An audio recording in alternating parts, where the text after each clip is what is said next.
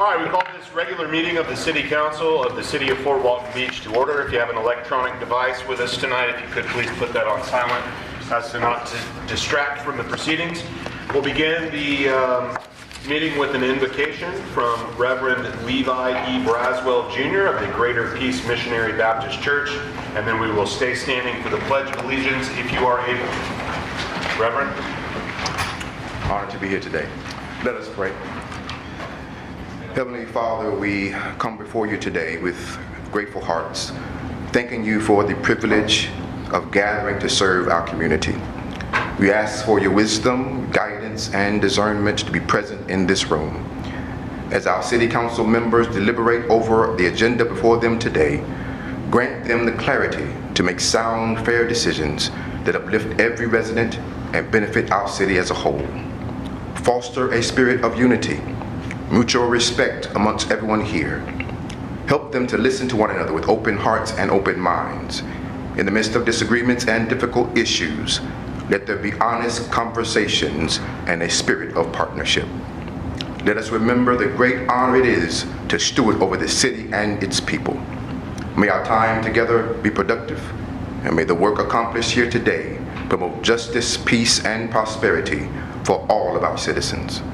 We thank you for our officials, first responders, and all those who represent and serve this great city. It is in your great and holy name we pray this prayer. Amen. Amen. I pledge allegiance to the flag of the United States of America and to the republic for which it stands, one nation, under God, indivisible, with liberty and justice for all. Reverend, thank you very much. That was really wonderful. All right, Council, for the approval of tonight's agenda, I do have a couple of amendments and additions here. The St. Simon's on the Sound, we have a presentation for them, a proclamation that we want to add. We also want to move item 11.2, which is ordinance 2219, to follow the public comments, because I believe he is waiting on Teams. Is that right? And then move item 13.3 in the Science Center to follow 11.2 there right after the public comments. Council, if that's all right with you, we'll need somebody to approve this agenda. We have one other amendment real quick. Sure. It says 250 for steamboat landing. It's 166,860 based on the last meeting. Gotcha. Mr. Mayor, while we're moving things up, is there anybody from the county while we're moving things up to discuss that whole deal here? If not, I don't need to move it up, but I just didn't know if they were here waiting on that. I don't see John or anyone. Yeah, that's correct. No, I did email him today saying, hey, we've already read it, everybody's good with it. This is just the survey language, so attend at your own. Just wanted to try to move that up too if we need it. All right, thank you. So yeah, Mr. Mayor, so moved tonight's agenda with your input. Second. Motion made by Councilman Schmidt, seconded by Councilman Merrill, I suppose, to approve the agenda with its changes. Any additional comments? Yes, sir. Council, please vote.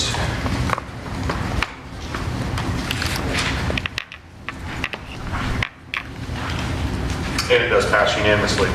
So we have one very important proclamation, I would say, here. Is there anyone here from St. Simon's on the Sound? Wonderful. If y'all could step up here to the podium, we might ask you to say something here in just a moment after I read some very nice things about you. The City of Fort Walton Beach proudly recognizes the 80th anniversary of St. Simon's on the Sound Episcopal Church, which has faithfully served our community since its founding in June of 1946. Established on land generously donated by Eliza Jackson, the church has been a cornerstone of faith, fellowship, and service for 8 decades. Throughout its history, St. Simon's has demonstrated an unwavering commitment to helping others through support of local schools, advocacy for children in foster care, partnerships with organizations such as Children in Crisis, Sharing and Caring, and the Okaloosa County Public Schools Foundation, and programs that provide food and essential resources to families and those in need. Through its ministry, volunteerism, and charitable outreach, the church has enriched the lives of countless residents and helped strengthen the fabric of our community. Therefore, I'm honored to proclaim celebration in recognition of the 80th anniversary of St. Simon's on the Sound Episcopal Church in the city of Fort Walton Beach, and extend our sincere gratitude for 80 years of faithful service, fellowship, and community leadership. Thank you. Would y'all like to say anything on behalf? Well, Priest David Knight was not able to be here tonight. He's out of town. And I told David the other day, I said, you know, I've been a member of St. Simon's for 58 years. And I said, it's kind of a strange feeling because I'm getting ready to celebrate my 80th birthday as well. So I'm the same age as St. Simon's is. But we just can't thank you enough for the proclamation. We're very honored to be here and to receive it, and we thank you for the recognition. Well, we can't thank you enough for everything that I just said there is all true, and you guys have done a lot for this community over those 80 years, and we look forward to the next 80. Thank you. And if y'all would come up here and receive this proclamation from us, we will all stand and join together for a picture with y'all.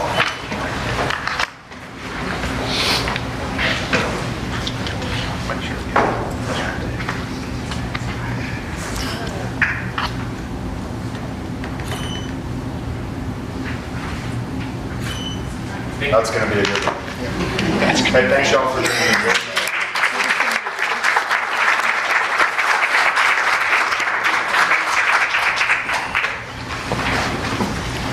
All right, Council, that moves us on to employee recognitions, and I believe Chief Page has some recognizing to do. Yes, I do, sir. Good evening, Robert Page, Chief of Police for the City of Fort Walton Beach. I have a recognition to present to Officer Bag Watson from our Community Policing Division. Many of you know, and Candace especially, Bag Watson, from his 5 years of service in CRA and community policing. During that time, he's done everything that we've asked him to do. And not only has he done it, he's done it with a smile on his face and has really made a positive impact in our downtown community. And not only does he serve us here locally, he's also an Air Force reservist, so he serves his community twice. So Officer Bag Watson, we'd like to thank you for your commitment, your dedication, and your positive impact to the downtown and Fort Walton's community policing as a whole. We thank you for your 5 years of service. He's not going anywhere. He's only going to the patrol division, so you'll see him out there patrolling around. So don't think that we're losing Bag Watson. Thank God. And we're bringing some new people into community policing to really develop that team and grow that team. So we thank you for your service, Bag Watson. Thank you, sir.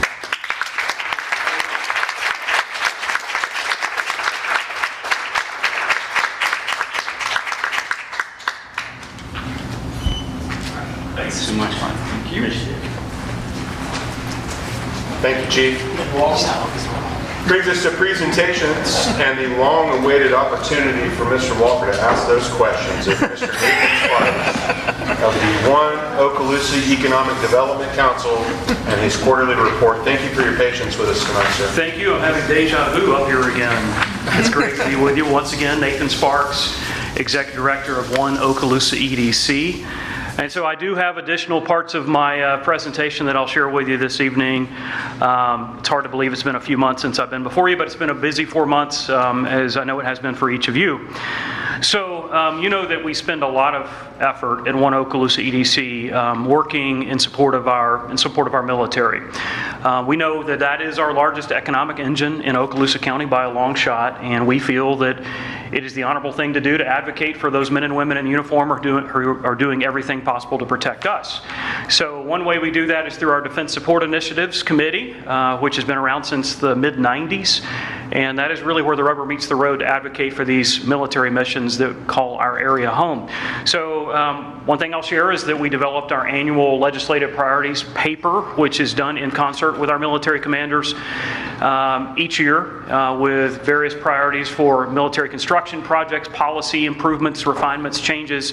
And then we take that up to Washington, D.C. and carry the water on behalf of those military commanders who can't go up to the Hill and share those messages because it's not allowed. So we view that as part of our responsibility and duty to do that, and we take that, again, very seriously. So we did that In April 20th through the 23rd, we were in D.C. with a small team meeting with our congressional delegation and others on the Hill at the Pentagon, sharing those messages, and very good response, not surprisingly.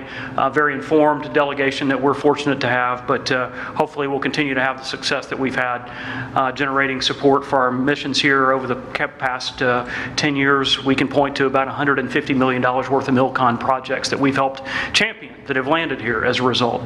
So something we're very proud of.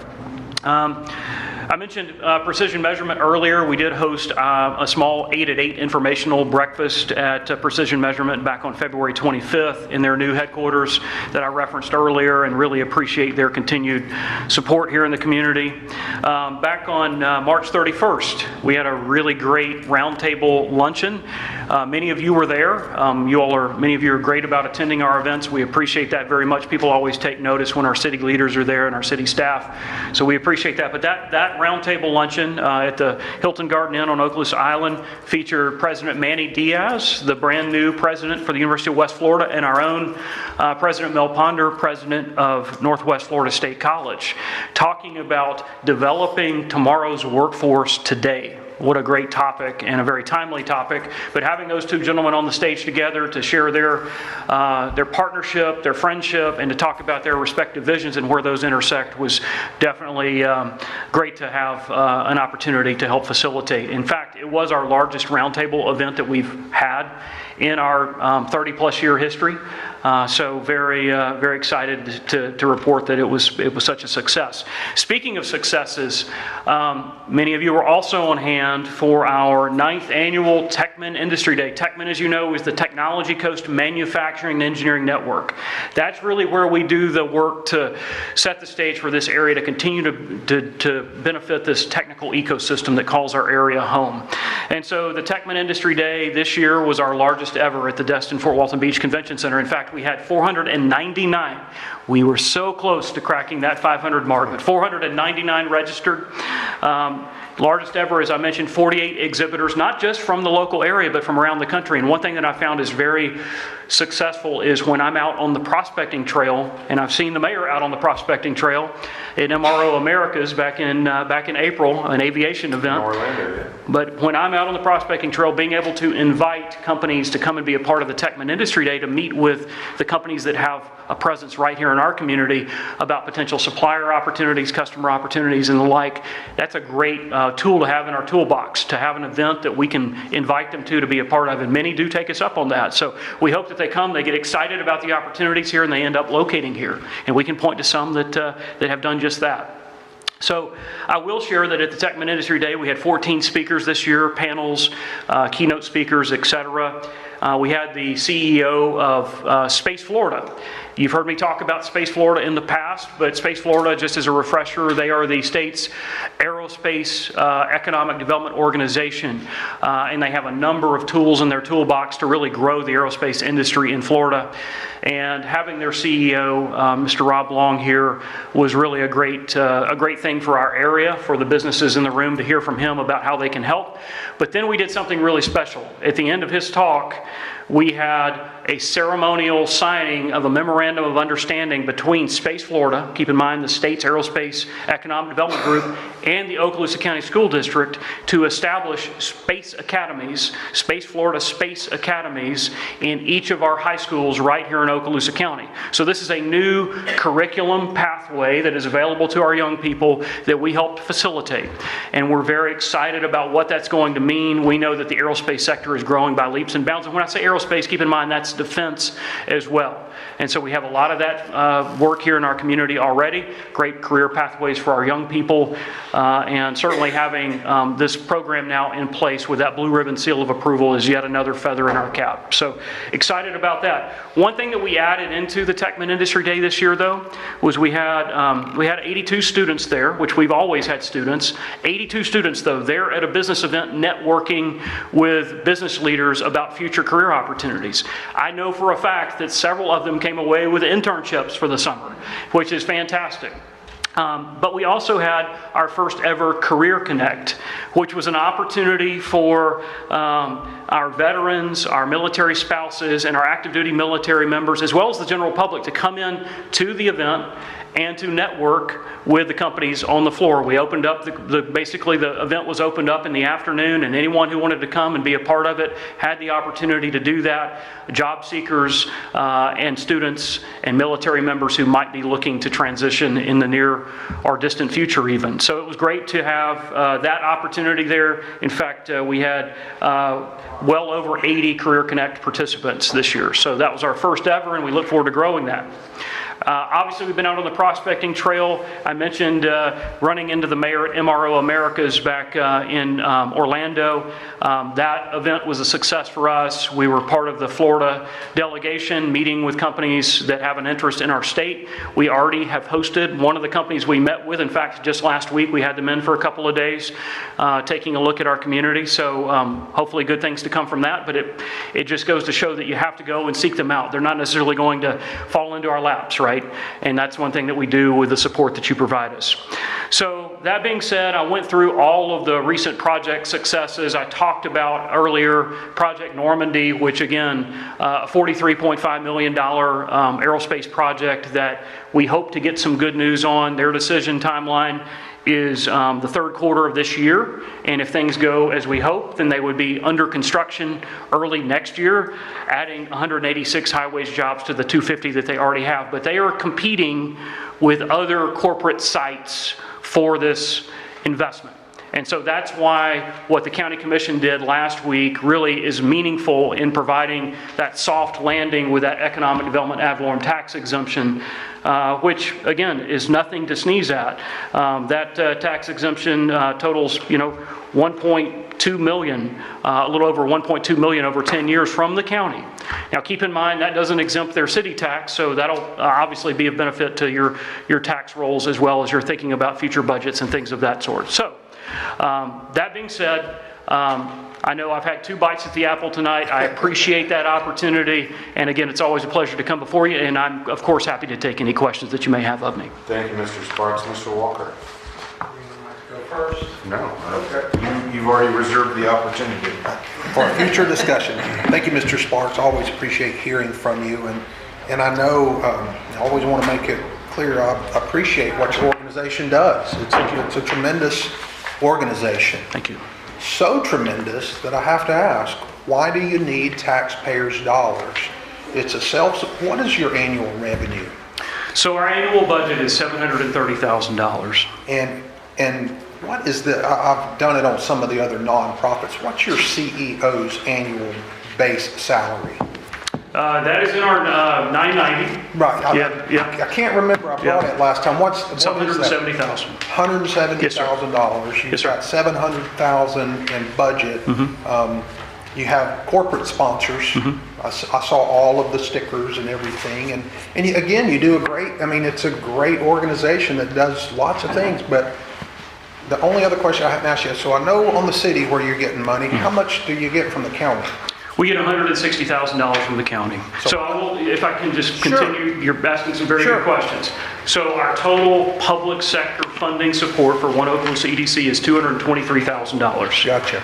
So about $360,000 comes from our memberships, right? Gotcha. So investors that are at the level of $750 all the way up to $10,000 a year.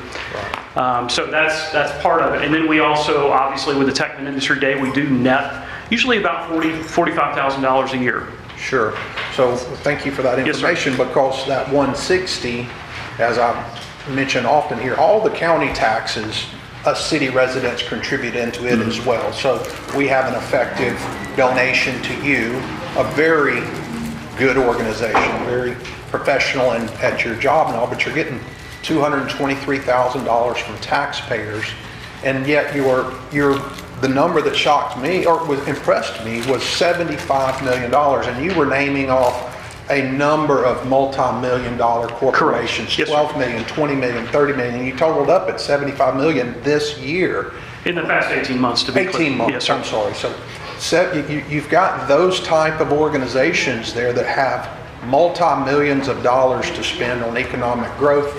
They're expanding and all, but then they come back, not they, you and your organization that provides them a service comes to us, our taxpayers, and say, give me some money. And I just, it seemed, I don't know, I'm glad you're doing the job that you are. I don't think I could be up there representing those multi-million-dollar corporations and then come before public bodies and ask for taxpayers' money myself. Yeah. But that's me, and so I think, I didn't have opportunity there. You Is there were a question in here, sir? Yeah, he's very good at this. He's very good at that as well. Yes, you're not the CEO, are you? I'm the executive director. We don't have a CEO. Okay, gotcha. So are you the top guy at the place? Yes. Are you the 175? Yes. Your annual pay? 170, Okay. yes. So there was my questions. Yes. Thank you very much, Mr. Thank Sparks. Thank you, Mr. Mayor. Mr. Schmidt. Just a comment. Thank you for coming to the different governmental boards and having an ask. Mm-hmm. And those governmental boards making the decision on whether or not to, fulfill the ask, right? Right. Whether it's this board or other boards, there's an ROI that comes with it. Right. That may be subjective for others, but I appreciate, you coming for the ask. But also appreciate our relationship. I know we've met a little bit off the record as Yes, well as sir. here. And I appreciate you understanding the economical challenges Indeed. that the city and other municipalities have, and also to the ROI that I see in previous years and current and future years that your organization does, whether or not an ask gets fulfilled this year or not. I know we have more budget process meetings and those kind of things. I just want to say thank you for what you do. Thank you for asking the different governmental entities for the funding, that there is an ROI.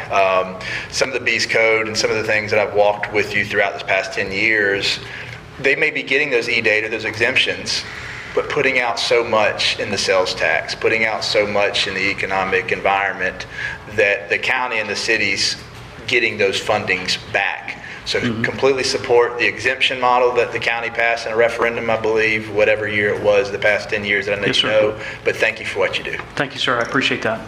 Anyone else questions for Mr. Sparks? I would just like to also echo Councilman Schmidt's statements there in thanking you for what you do. Thank I you. understand as well that what you do and who you represent are not multi-million or billion-dollar we're not companies. profit. You represent me and my interests. Yeah. You represent this city. You represent this county. You represent our taxpayers by helping to bring these multi-million, multi-billion-dollar companies here to Northwest Florida, specifically to Okaloosa County, and even more locked in while we're in this room for these discussions, to the city of Fort Walton Beach to provide those jobs that pay that wage to provide for families, to provide everything they need in a way that's above and beyond the normal median salary in this county.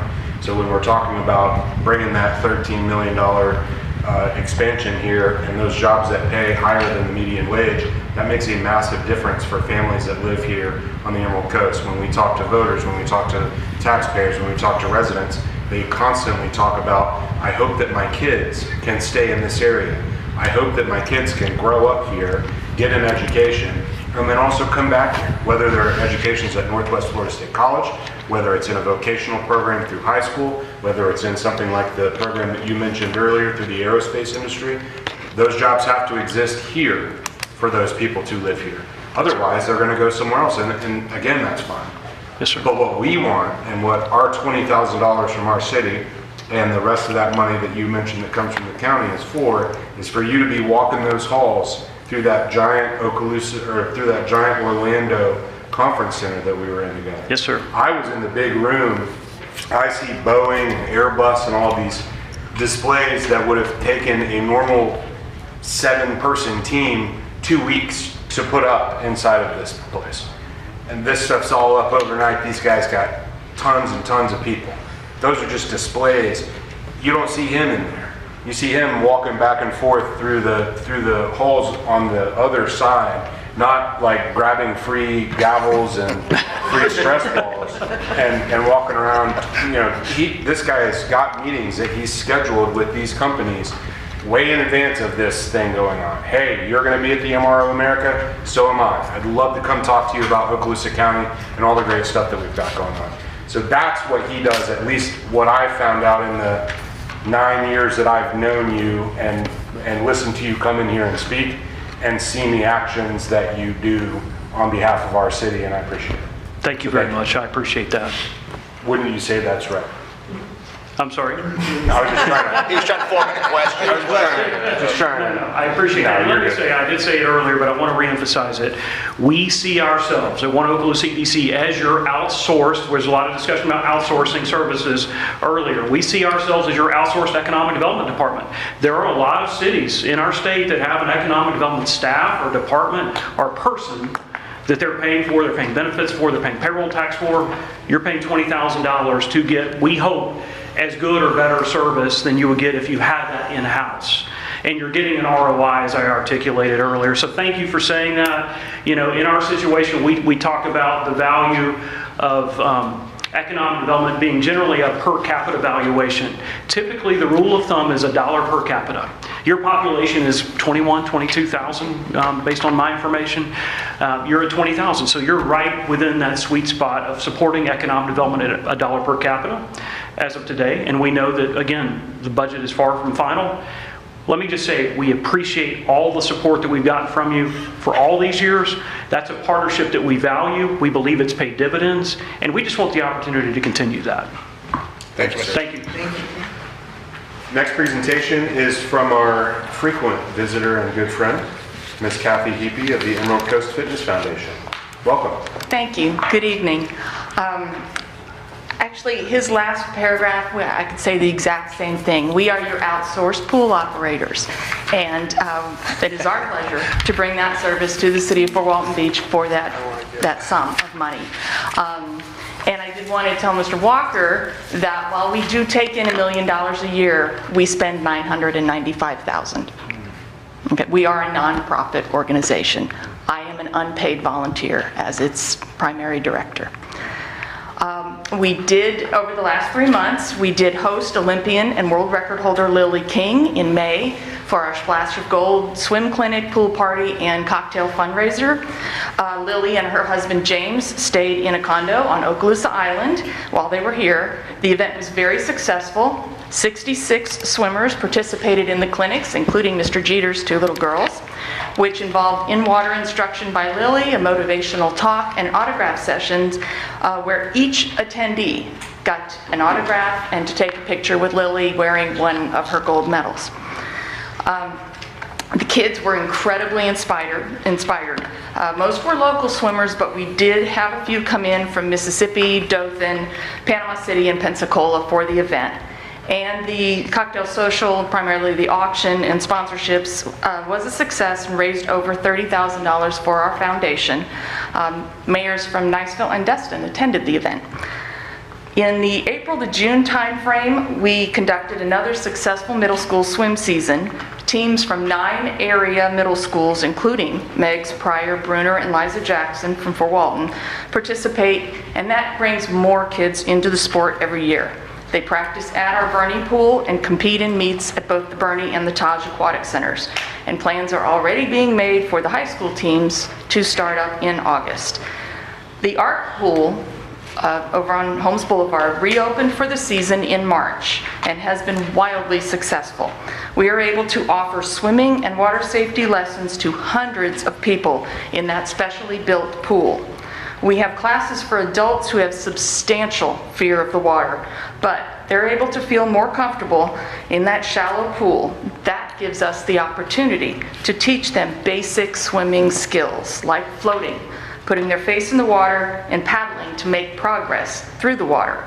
This builds their confidence, reduces fear and the risk of panic, and makes them safer in and around the water. Very similarly, we work with youngsters on the autism spectrum to develop those same skills and result in much better outcomes when they are ever around or in the water. Through social media and word of mouth, we've gained many new participants. Also, as an approved vendor for the state's Step Up for Students program, we are teaching about 50 kids who are homeschooled and/or have unique abilities. These kids are receiving their physical education and learning life-saving skills from trained, certified instructors. We are, again, welcoming the kids from Fort Walton Beach Summer Rec program, and they have a fun water play time in a safe, controlled aquatic environment. And we are hosting a summer gym and swim program in partnership with Hop To It that has been very successful and fun for the families. Also, due to a very generous donation to the Ark of the Emerald Coast, a geothermal system has been installed at the Ark pool. This system will allow us to heat and cool both the pool and the air in the building far more economically. Geothermal is also much more environmentally friendly, so that benefits the surrounding community. The system just went online last week, so we're looking forward to see whether we actually experience cost savings. In Destin, we have a geothermal system, and the cost savings are phenomenal when it comes to heating and cooling the pool water. At the Bernie, as always, we continue to provide opportunities for the full spectrum of ages, abilities, and income levels. Our swim lesson program continues to be very popular. Classes are often full after the first day or two of sign-ups. Once school got out at the end of May, we began our summer swim lesson program, which allows us to expand the number of kids we teach by almost double. We have 225 kids signed up for the Bernie's summer swim camp, which is the Monday through Friday lessons at 9 a.m., for instance. We were also able to add 2 Thursday afternoon slots, lesson slots, and that's another 59 kids. Additionally, we host the summer at the Liza Jackson Summer Camp and provide both open swim time and swim lessons to those kids, and we do the same for Noah's Ark Summer Day Camp. We also have Bernie's Bull Sharks Summer Swim Team, which consists of about 50 kids and offers kids who don't swim on the year-round clubs an opportunity to practice and compete for a couple of months in a fun developmental atmosphere. And then several of the older Bull Sharks kids do end up on their school swim teams. We've also added a baby Bull Sharks program, pre-competitive program at the Ark pool to use that time and space there for the little ones who want to try to swim on a swim team. Our lap swim and aquasize programs continue to thrive. We have an extremely loyal group of regulars, including Mrs. DeBerry, in both programs. These people are not only dedicated to their own fitness and health, but they also to the very beneficial social interactions that they form with many of their friends that come to these. And in some cases, some of these senior citizens, this may be about the only time they get a lot of social interaction.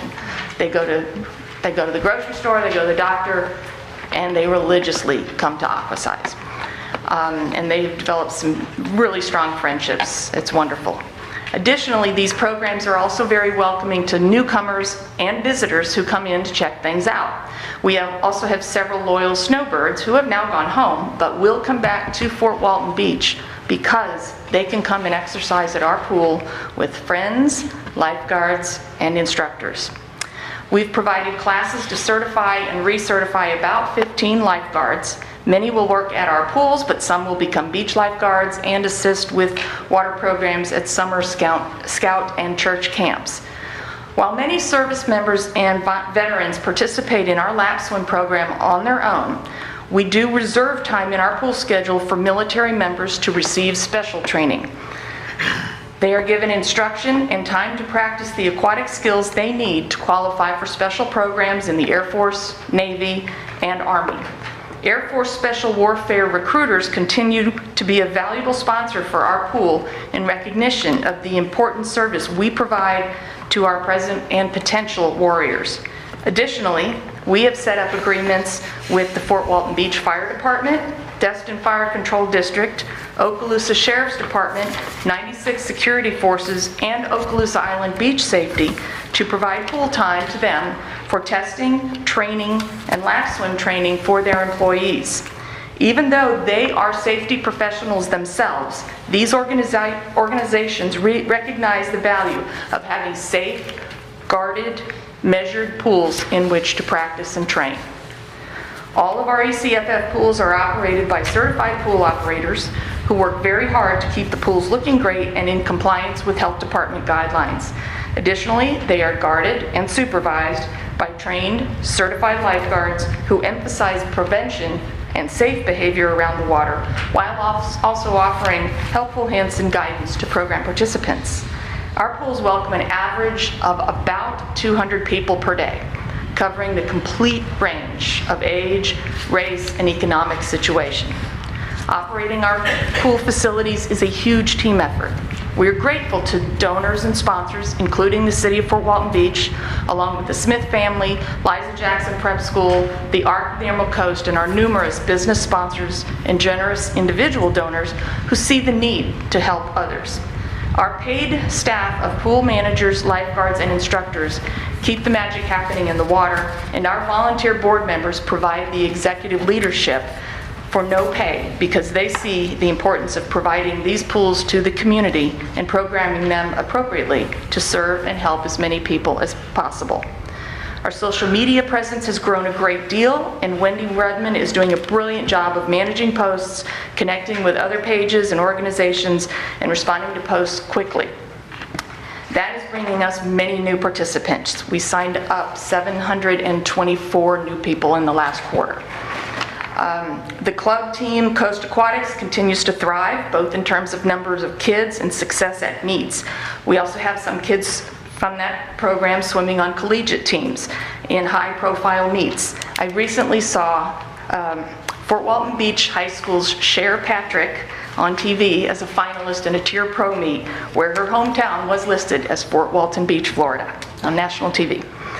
In summary, ECFF pools, including the Bernie Lefebvre Aquatic Center and the Arc Pool in Fort Walton Beach, are continuing to thrive and provide essential services in terms of recreation and life safety to your citizens. Be assured that your contribution of taxpayer funds is deeply appreciated and well invested. Thank you, ma'am. Any questions? Anyone on the board with questions for Ms. Heapy? Seeing none, thank you very much for being here and Thank you for your providing that earlier report vote to us. and thanks for continued everything you confidence. did. Thank you. Council, that moves us on to tonight's consent agenda. Mr. Mayor, I'd like to pull item 7.4 for just a brief discussion. Okay. And we do as well understand, Councilman Walker, that Mr. Davis did change that number, lower that number. Oh, he did? I'm sorry, I heard that. From yeah. the 250 Yeah, to it's not related to the cost. Okay, gotcha. All right, so that's your motion is to To approve the consent agenda with... Minus 7.4. Yes, minus 7.4 for the discussion to follow immediately after. Second. Motion made by Councilman Walker, seconded by Councilman Schmidt to approve tonight's consent agenda minus item 7.4. Any additional comments? That was a very productive meeting. Council, please vote. Are we doing additional comments or not? Oh, I thought Yeah. I thought that was it. Yeah. I just waited. when you were done. Yep, all right, yep, so we had a good productive meeting at CRA. I hope and I think we're gonna get support from this, especially the dumpster enclosure project. That's gonna be very beneficial. I thank Mr. Merrill for bringing up some tactful approaches on how to handle, and Mr. Browning on how to handle that fourth dumpster project in the middle of the CRA district, so thank you. Gotcha. Anyone else? Council, please vote.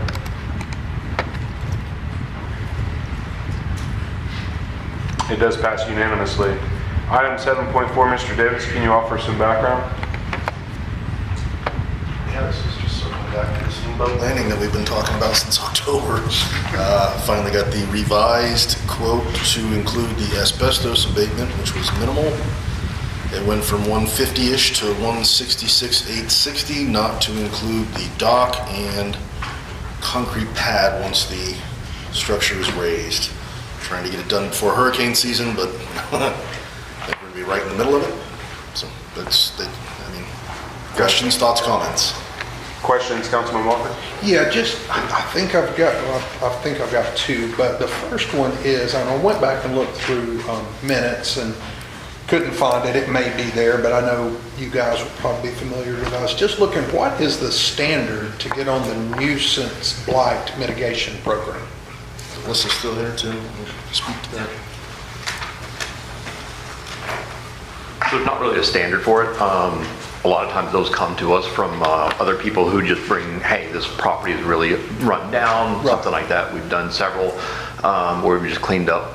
Like another one that's going on right now, the cleanup behind Soy Bistro. There was multiple homeless encampments down there near the water and everything. That was just a project that gets brought to the CRA board as an idea of, hey, we're looking at this project here. Here's the reasons we want to mitigate this and how it would benefit the area. And then the CRA board gives us direction on whether or not to proceed with it. Gotcha. So that was the first question. Thank you. No, there's no standard on it. It's just case by case is probably Correct. the best way to say it, right? So it's case by case. And then I think at one of the previous meetings when it came up and I asked staff, council, looking for what I find interesting is that this private transaction of real, has it closed yet? Do we know? Has it closed? No. Okay. So it hasn't closed. It's a private transaction between two entities. Taxpayers are on the hook for 100 and how much? $166,860. $166,000. We're going to facilitate tearing down a building for a private real estate transaction. And prior to it going on the blight program in February, I think is what it says, right?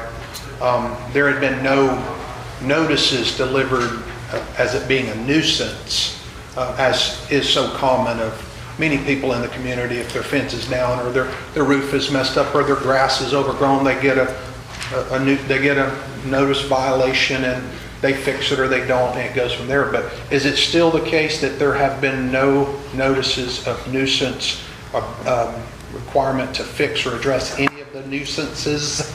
I don't know if that's nuisance I. I'm not sure about the code enforcement side of that. Sure. That falls under Chief Page and the PD now. Gotcha. I do know that there was many issues. I know exactly what you're talking about. A lot of times we do, or code enforcement, they did fall under growth management for a while. But a lot of times they do get this information from a neighbor who says, hey, you know, my neighbor next door, they got a bunch of trash in their backyard, is bringing in rats and mice and stuff like that, and they can get involved in that. Or, hey, my neighbor's not mowing their grass, or they built this without a permit. We do get a lot of stuff from code enforcement from other people complaining on there. This one here with Steamboat Landing staying vacant for so long, I do know there was a large issue with some homelessness in that area. The property is just falling apart. It's unsafe. It was just all part of that there. Well, and that just makes me think of, and Mr. Davis, you might be able to help me here on this. One of the most extreme cases of nuisance, I believe it was a code enforcement issue, was upon an elderly gentleman. I believe he had some alleged mental health issues, but his home had gotten in pretty bad shape. He had a lot of junk in the backyard, and I think we hired people to go remove the stuff from his backyard and put up a fence. Do you remember that case? Vaguely. Okay. I wasn't over growth management at that time and over code enforcement. I'll point out though, the CRA is going to be a lot different than that case there was, because that property, there wasn't a CRA project. The CRA exists to eliminate slum and blight. I mean, that's in a lot of the Florida statute, is what their goal is to just do those things. They get their funding, the CRA does, and it's not additional taxes or anything like that on there. The CRA just gets their funding. And that money is to be used to improve the area, raise the area, to eliminate things like this here, or to help programs that are going to, you know, raise up property values, bring in businesses. That's the type of stuff that the CRA has to spend their money on. And in this case here, being a prime downtown project, it's just sitting there vacant, by the CRA demoing this building, incentivizing someone to come in there and buy the property and rebuild it and put something that's going to actually be productive, raise the taxable value of that property. That's how the CRA functions. Okay, great. Thank you for answering that. I still didn't hear, Mr. Davis, do you remember on that gentleman that we went and removed the stuff from his home for him? Did we place a lien on his house? Do you recall? No, predated me, but... Okay. All right. So, and then one final thing, you pointed out there that it is in the CRA. It's not, you know, outside where that other one was. But the code enforcement does operate inside the CRA, right? Correct. Are you aware of any CRA violations delivered to that property, the owner, pre or at any time?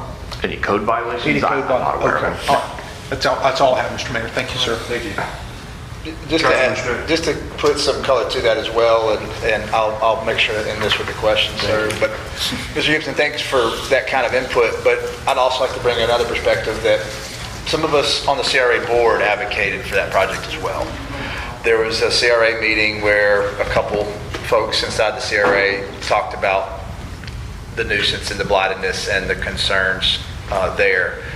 There was a conceptual conversation at a couple CRA meetings of, hey, let's see if we can help I believe the property was listed for a while and very blighted and very, like you said, concerned. Let's see if we can bid this out to get it knocked down and maybe help to get it sold. The hope is to get that knocked out and sold so it does close, and then now not only is it adding value to the property taxes and it's improving that blighted environment, but I wanted to bring that up to support staff and to support Mr. Gibson on some of these things were brought up and initiated by CRA board members based off of input that we got back from residents as well. So there is some kind of a process. There is a CRA meeting at least every quarter where we discuss different projects that could use some of this attention. So I just wanted to add that perspective. The question is, when is the property going to close? I think that might be a question for Mr. I had to do a question first, but you might not know it. I'll ask them. Yeah, gotcha. Thank you so much. All right, thank you. You got it. Appreciate that. After it's demolished is the answer. So council, do we care to make a motion on this? Councilman Walker, I'm sorry? were you going to make a motion on this? No. Okay. Would anyone else like to make a motion? Mayor, so moved what was finalized, discussed, and approved in a previous CRA meeting. Second. Specifically the demolition project, Specifically, the Steamboat Landing demolition project. not to exceed 160. 166,860. Perfect. Made by Councilman Schmidt, motion, seconded by Councilman Browning. Any additional comments? Yep, I'm convinced this property doesn't go under contract if it's not demolished. Anyone else? I'm convinced otherwise. All right. Fair Then enough. vote the other direction. It was used in the marketing materials. that It they was? did, yeah, that Hey. the city was going to pay for the demolition. Nice. Now it's closed and we won't have, hopefully, vagrants living in it. So, awesome. Council, please vote.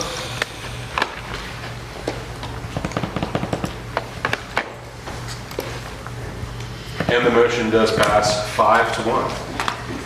Mercifully, that brings us to mayor and council comments. We start tonight with thoughts of Mr. Jeter, who's not here, but we think of him. We then move to Mr. Merrill, I'll say mine. Ms. Riley. I don't want to say mine. I just wanted to thank the city for bestowing the proclamation on St. Mary's Church. St. Simon's, I'm sorry. Thank you, Mayor. I just was in deep thought process and thinking about it early in my career, just helping children and families in Okaloosa County. And St. Simon's was my go-to people. They're one of the biggest resources I had in helping our families. So I just, words cannot even express how thankful and grateful I am. And I'm just very happy for their 80th anniversary. Thank you. Yes, ma'am, thank you. Councilman Schmidt. Yes, want to shout out Mr. Davis's continued vision for being the standard of the cleanest in the Emerald Coast. I know that's not been a light lift, but every vision includes some type of growing pain and a lot of collaboration with staff to get this and to continue this. So hopefully staff's momentum is just as strong as what it was a year ago when it's kicked off. I feel like it is. Continue to lean in. Community, continue to call our non-emergency line. Our team cannot do anything about it if they don't know about it, whether it's the quality of life ordinances or anything else. Our non-emergency line, that 833-9546. Do not hesitate to call. They have a great service and they'll point to get it done. Also want to thank the candidates. Y'all are here regularly. Most of y'all, some of y'all, however it turns out, will be up here in this next budget process. And so thank y'all for stepping up with zero benefits and making somebody mad every decision you make. So thank you all for doing that. Throughout this process, because some of y'all will be up here, continue during the public comment or contact information. Y'all also have great ideas and creativity and collaboration. So, let's work through this budget process together. Would love to hear from some of y'all the ideas that a lot of y'all do have. So again, thank y'all for signing up to run. That's all I got, Mr. Mayor. Thank you, sir. Councilman Walker did whisper to me when he passed that he would pass, on this round at least. And he would save his comments for later. So we'll all wait for that. Mr. Brown. I will also save mine for the end, Mr. Mayor. All right. And Ms. DeBear. I just want to say thank you, all of you, for being here. It fills my heart to see all of you here and to listen to what we're going through. And those that are running, 11 candidates, let me tell you, I am so impressed. But hopefully, you'll educate yourself, learn. I've learned so much here. I've been here since 1970 and been where you are for a long, long time. So thank you for being here. Thank you, ma'am. I will save my comments for later as well. We'll move on to your comments, public comments. Each of you will get 5 minutes if you so choose to comment on any item that is not on tonight's agenda. If you come up here and start talking about something that's on tonight's agenda, just like Mr. Leibowitz, you're out of here. But Mr. Leibowitz, you have the floor. James Leibowitz, Canterbury Circle, Fort Walton Beach. Deborah, last meeting, the wild one, the one where we needed Chief Shipman, you said something that actually would lead into this one. I was just late to the moment, but you asked about the people that voted for the cap. I voted for the cap. Now, let me preface this with, I love you. You're one of my favorite people in Fort Walton Beach, and whenever we greet each other, I don't want to shake your hand, I want to hug every time. But I did vote for the cap. And before I voted for the cap, I spoke to Jason Davis, I spoke to Logan Browning, I spoke to Gloria DeBerry, Bryce Jeter, the mayor himself, Ben Merrill, and David Schmidt. You and Payne both got a phone call. I did not follow up. In addition to you guys, I spoke to Mike Holmes, and I spoke to, it was important. Mike Holmes voted for the fire assessment fee twice. David Schmidt voted against it twice. Mayor Allegretto voted for it the first reading and against it the second reading. And by the way, he cited the people that took to this podium that night and drew the biggest applause I ever heard in this gallery. But the thing that got me, Gloria mentioned that that you guys were all going on a podcast by Gareth Stearns. I didn't know he had a podcast, but I reached out to Gareth. I still have his number from the 2 times he ran for council. Turns out he doesn't have a podcast. He has a whole radio show. And he sent me on my phone all the episodes where you guys were appearing, and the one that made me finally decide I had to vote for the cap was the one that you appeared on, but it wasn't you. Beatty was also on that one. And the very first question he asked Michael Beatty is, how did this fire assessment fee get started? And Michael Beatty said, we were looking for money. That instantly brought back the shell game. That instantly brought back that meeting in June of 2022 or 21 when he admitted that it was a shell game and the fraudulent way that the fire assessment fee was brought to us. And I couldn't try. And then that also made me think about the committee that you guys, you 7, each put someone on a committee to look into this. That committee, I knew 6 of the 7 names on that committee. I shouldn't have known any. They should have been people starting from the middle, investigating and going whatever direction the investigation brought them. But instead, 6 of the 7 at least had a starting point. They were already on one side or the other when they began that committee, and so I started to not trust it. The 2 people that were making me want to get rid of the cap the most was Jason Davis and the mayor. They're very influential people, and they were speaking mostly from the middle ground. That brings me to something that I was saying to other folks, several of you up there, when I was talking to you, is I would be absolutely unopposed to taking that 3 and making it something else. 3.4, 3.75, 4. You guys put that on the ballot with the vote here. It became a referendum, that's how it got on the ballot. So I would ask you guys to have a discussion on what that 3 should be. And then if you put it on another ballot, I would be extremely, so long as I don't hear Michael Beatty, I'd be extremely happy to vote in favor. I don't want to hand tie Jason Davis. He's the best city manager we've ever had. He's handcuffed right now. I don't want to do that.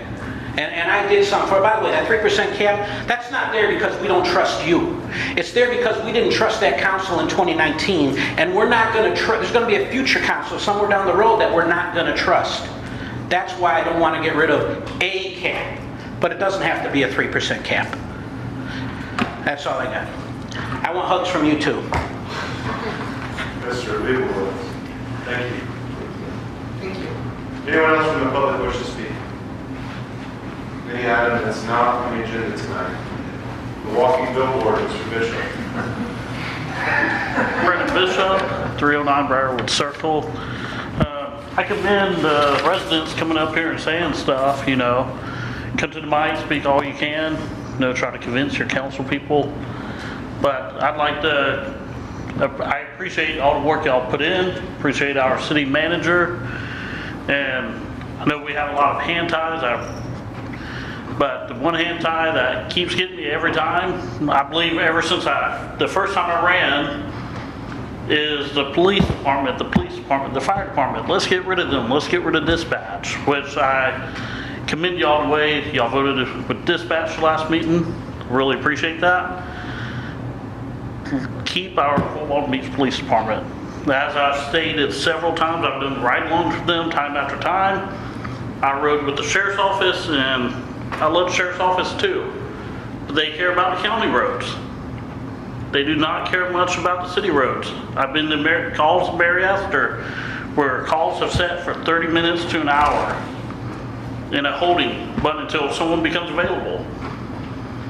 I'd rather have them right here in the city where they can shoot over if there's an emergency. I have a business here, I have a home, we got a family, and I trust the Fort Walton Beach Police Department, and I trust the fire department, and commend people running, candidates running for coming to the meetings, taking time out. I know they get long and tiring, but appreciate y'all all coming. So, appreciate it. Thank you, sir. Anyone else from the public wish to speak on any items not on the agenda tonight? Seeing none, we will move on to the item that I moved after this item. And I clearly remembered that. 11.2. Has everyone heard? 11.2, ordinance 2219, as this is on first reading. Mr. Burns, this is all you. Ordinance 2219, an ordinance amending section 2.09.03 of the Police Officers Pension Fund.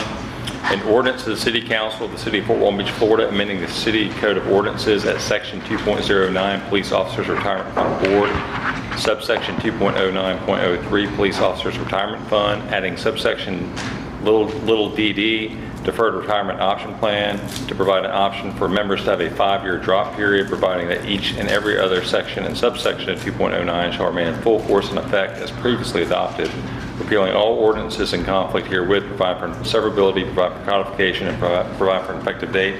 This is first reading, and I believe, I'm sorry, sir, I don't know your name. Dustin Rosenberg.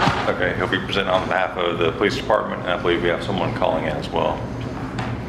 So before Dustin, I told him, I think this will answer some of your questions. So just like every Saturday, you get a report from me. Every Monday, it's a different version. Usually has one of my stupid jokes, and then I'll ask the team for anything that will bring value that doesn't cost the city any money.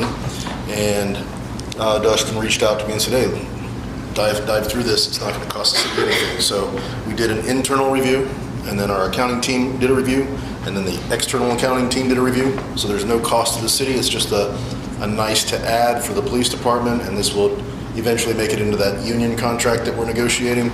But this was a zero cost add with a good benefit for the police. So there you go. Doctor? Yes, Mayor and Council. Dustin Rosenberg. I'm with the police department retirement fund. This will add a 5-year drop to our retirement. Like you said, there's no cost to the city. We continue on the way we are. We'll keep some retention for a little bit longer for some experienced officers and be able to plan a little bit ahead for their departure. Gives us a little bit of a recruiting tool. Gotcha. Thank you, sir. Anyone on the board with questions? Seeing none, anyone from the public wish to speak on this item? Council, you wish to take any action on this ordinance? Mayor, so moves. Staff recommendation. Motion made by Councilman Schmidt and seconded by Councilwoman DeBerry was to move forward with Ordinance 2219, amending Section 2.0903, Police Officers Pension Fund, and the 5-year drop period. Any additional comments? Yeah, thank you, Mr. Davis, for encouraging the team to bring things back. Mr. Rosenberg, thanks for bringing this back. No financial impact from the discovery that our staff did and those kind of things. So this is good leadership. Thank you, Mr. Davis, and thank you, Mr. Rosenberg. All right, council, please vote.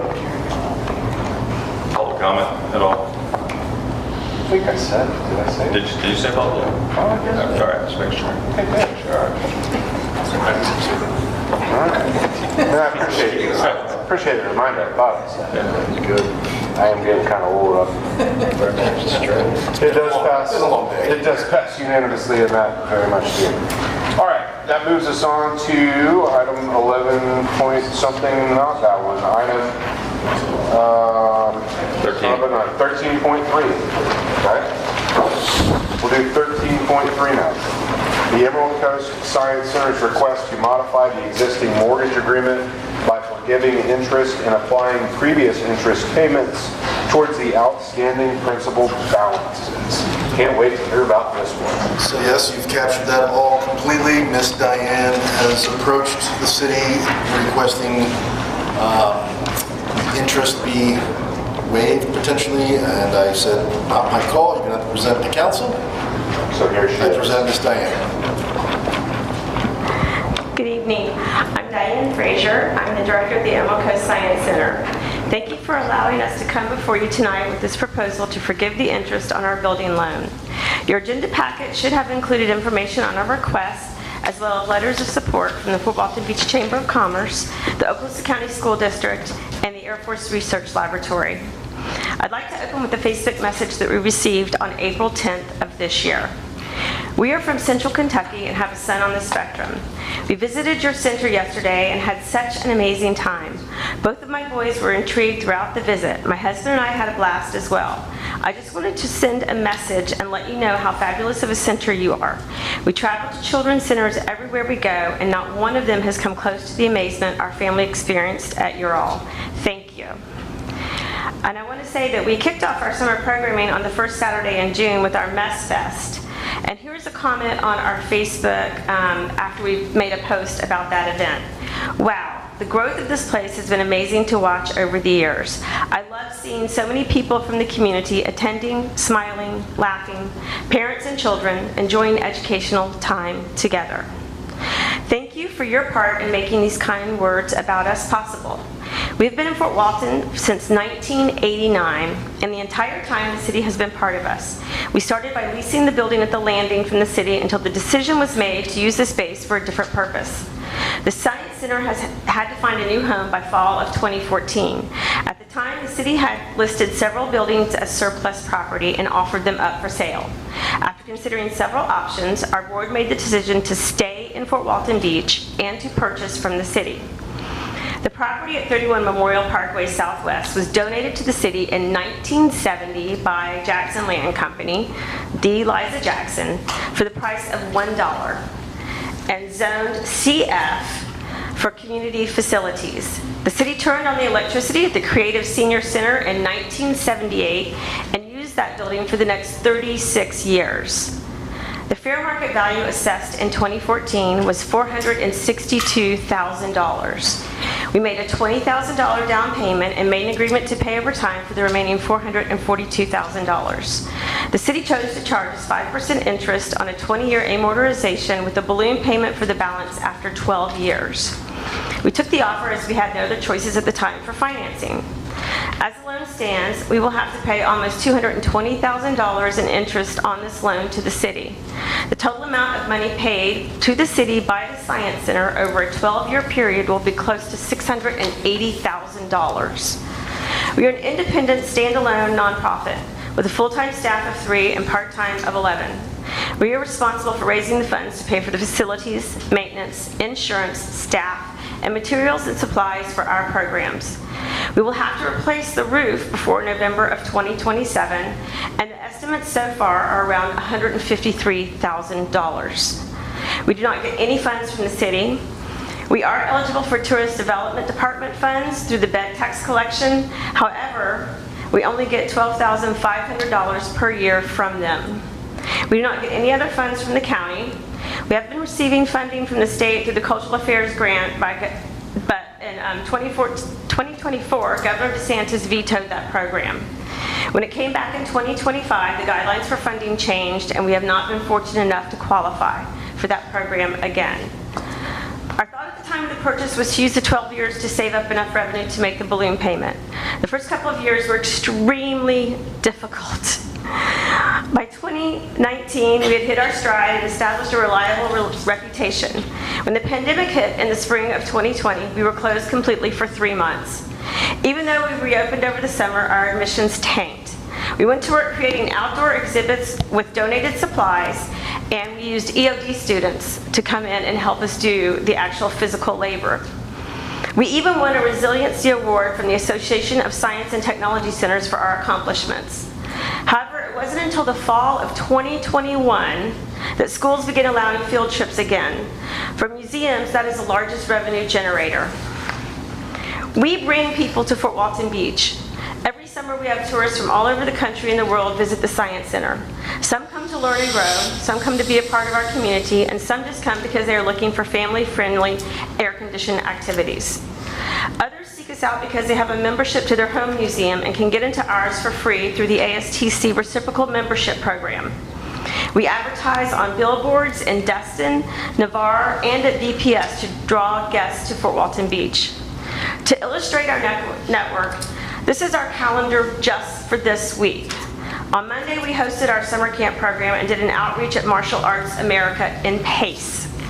On Tuesday, we hosted our summer camp program and did an outreach at Flipping Out Gymnastics in Milton and an outreach at the Valparaiso Library. Tonight, we are hosting a free private event for children in crisis. On Wednesday, we have a field trip from Cinco Christian and an outreach at Innovative Minds in Crestview. On Thursday, we have an outreach at Village Christian Academy in Destin and one at Cinco Christian. On Friday, we have a mobile planetarium at Community Church in Santa Rosa Beach, and we'll be doing a sea creatures class for Little Adventures with the Tourist Development Department. On Saturday, we are partnering with the Early Learning Coalition offering the Future Marine Biologist Workshop. Admission that day will be sponsored by the ELC. Our schedule's not always this full, but we generate the most revenue during the summer. In the fall, it goes quiet when the tourists are gone. At that point in time, our focus switches from programming for the schools. We also partner with the Choctawhatchee Basin Alliance to establish their Grasses and Classes program in schools across Okaloosa and Walton County. Wherever we go across the region, we are the Science Center from Fort Walton Beach. Now, I'd like to imagine what the city and the Science Center can do together if we are able to prioritize people and programs over making a profit.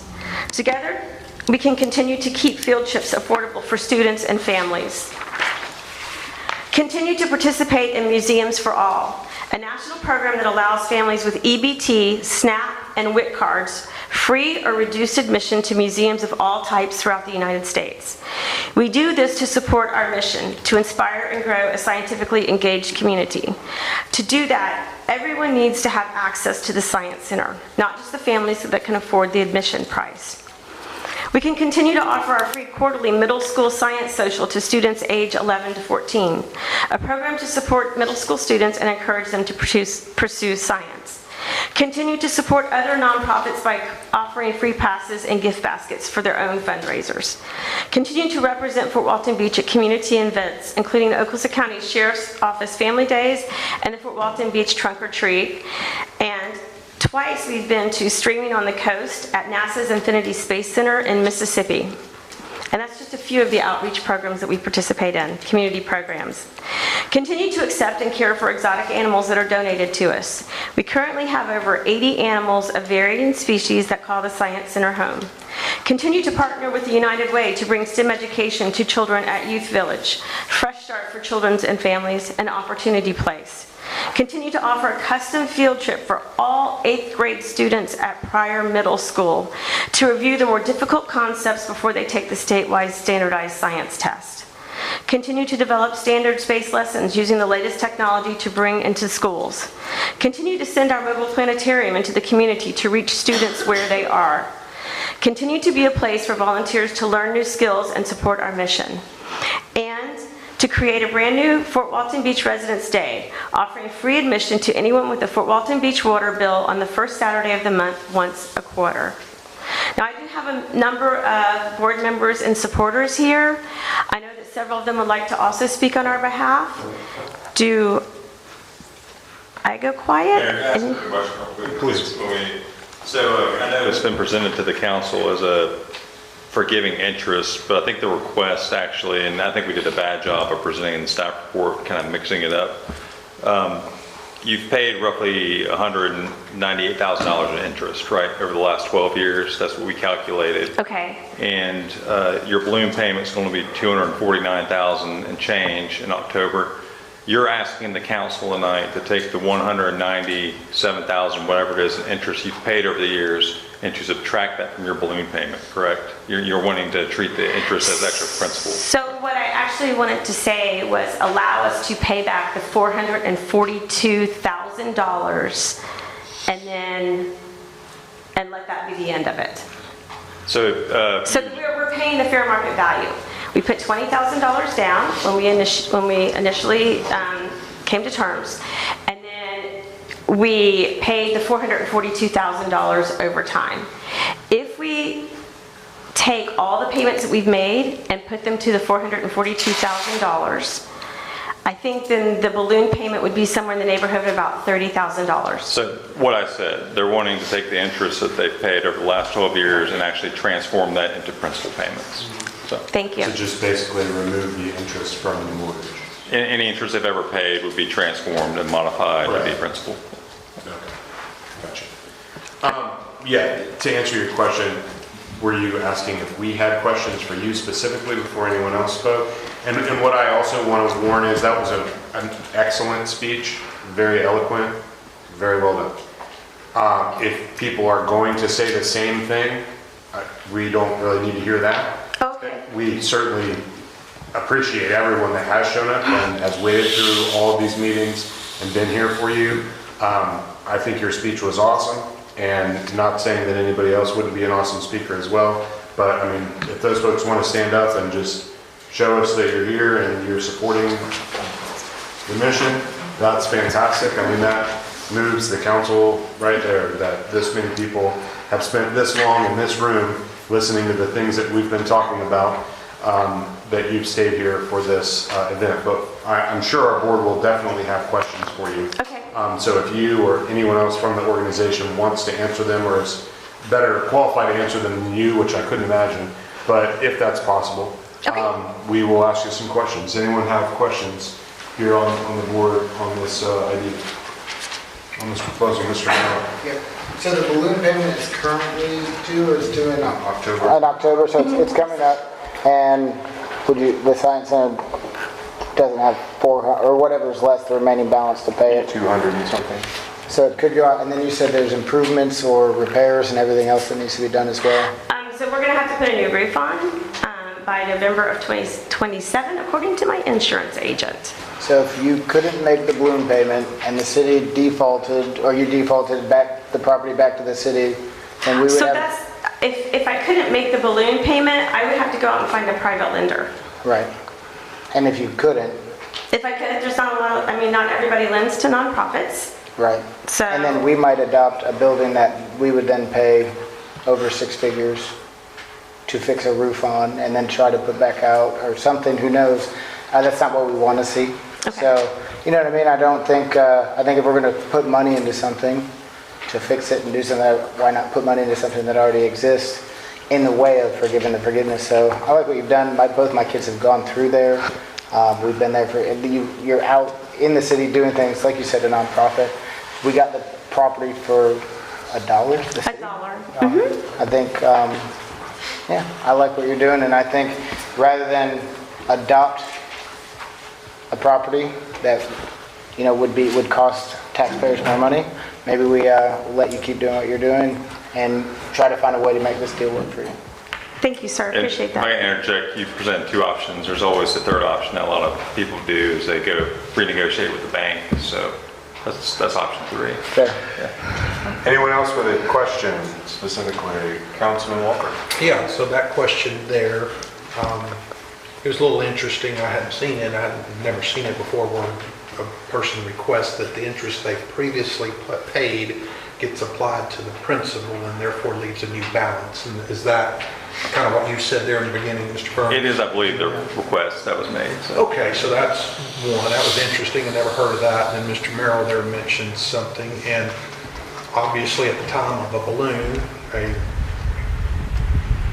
owner of the mortgage or you can either go to a bank and get financing or you can come to us and get financing. We theoretically, we could extend the same terms because your balloon's due and that's a little pressing for you. You're concerned where to go get it. So Mr. Merrill, maybe you mentioned it, maybe I missed it, but would you be okay if this body decided to offer you, renew the terms at 5%, continuing until such time that it's paid off?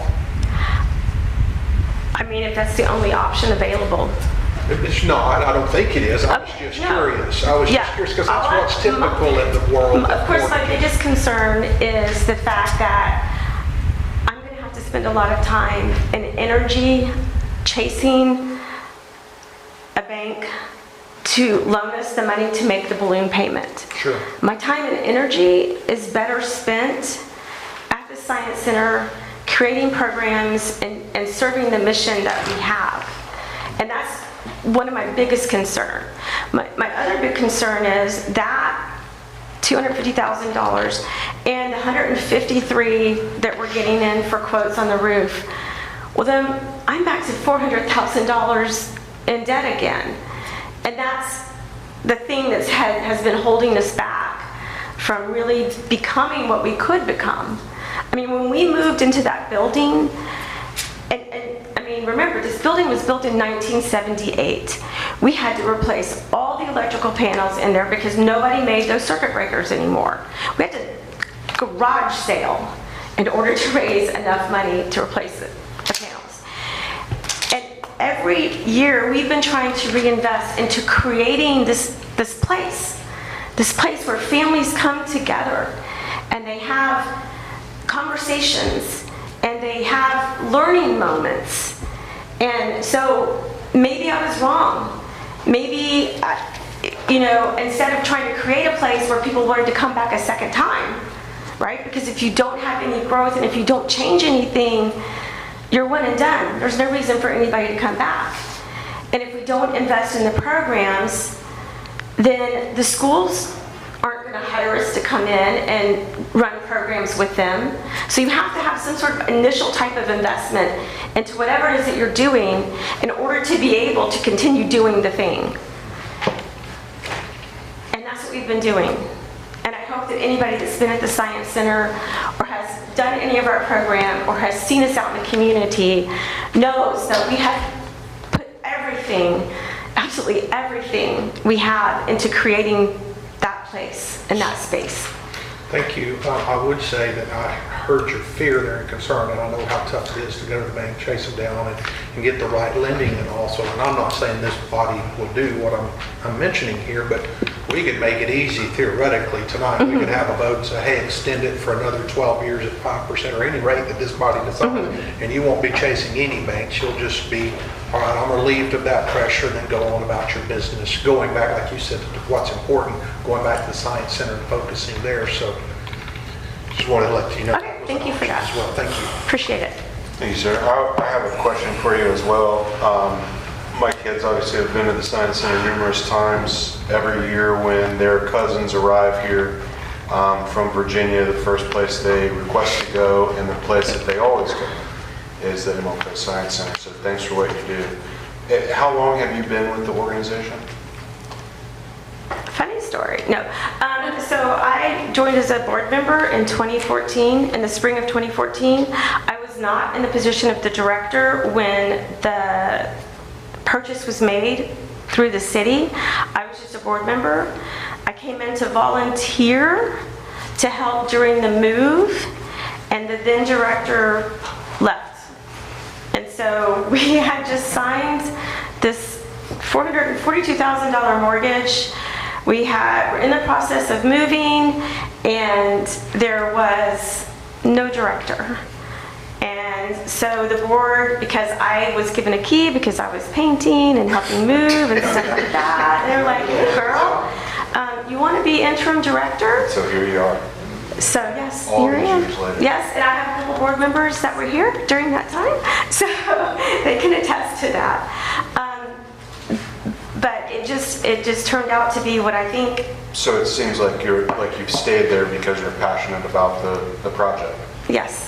And I will tell you, there in the very beginning, there was a period of months and months and months that I didn't take a salary because I understood that in order to be able, we had so much potential. And I think we didn't have a great reputation when we left the landing because we hadn't been making investments into our programs.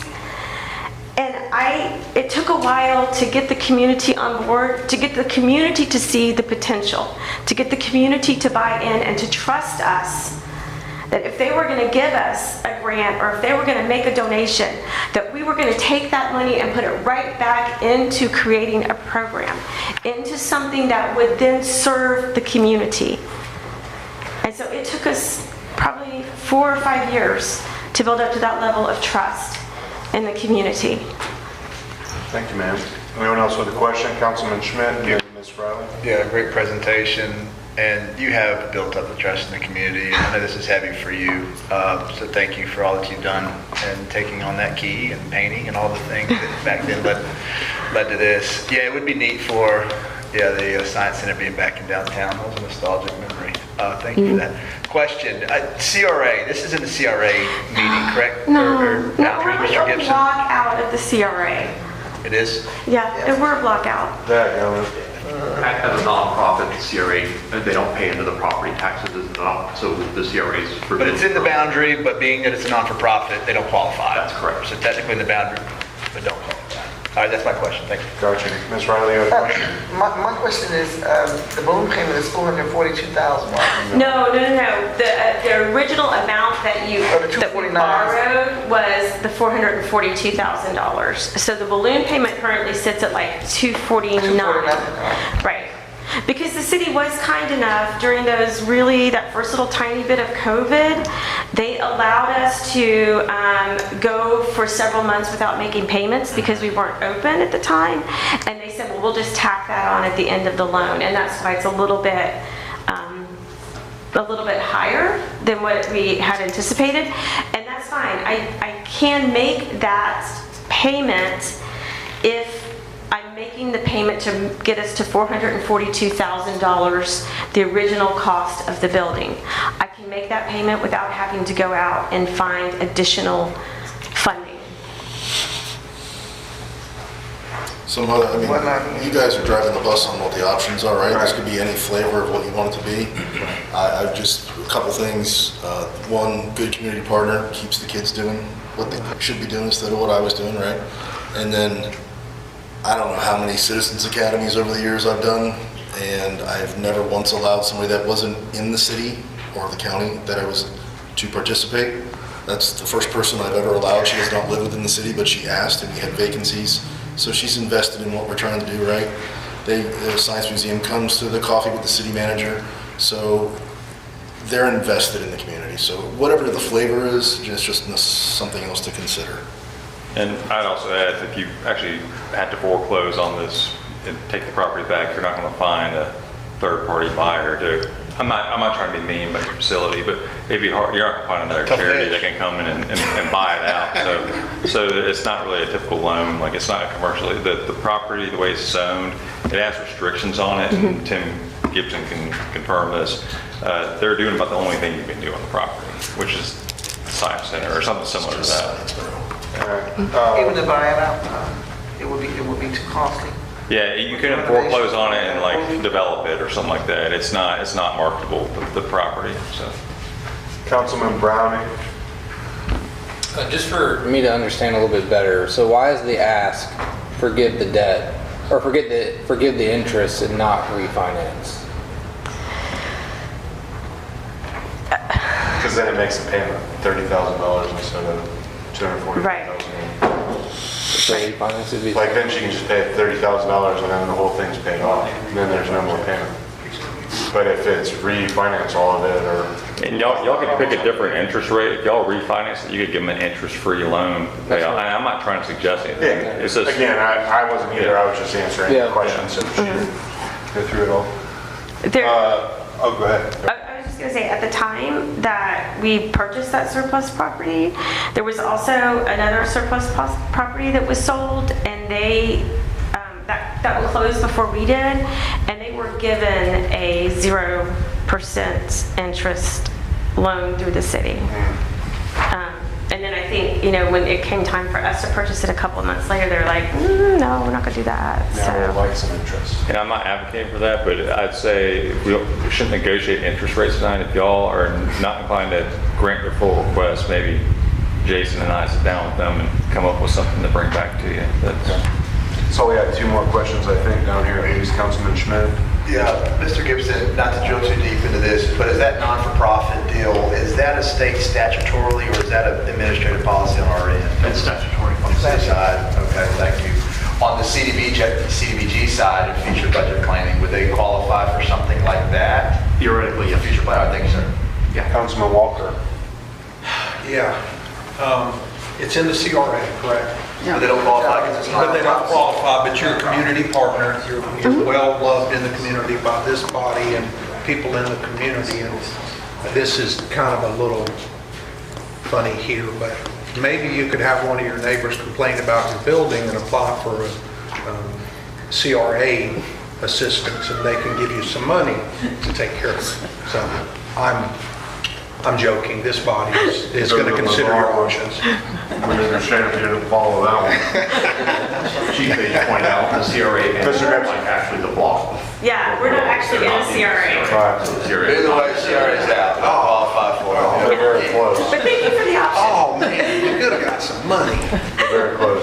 Future funding, regardless of how this all irons out, we'll see what comes to emotion here in a little bit.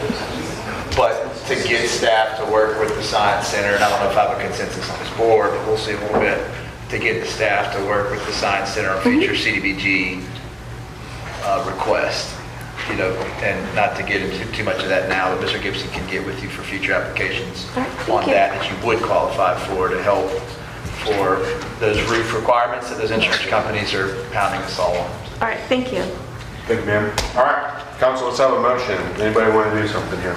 But Mayor, so moved for our city attorney and city manager to meet with Emerald Coast Science Center representation or designee to work out some very favorable terms of refinancing this, and to also include working with them on the 2027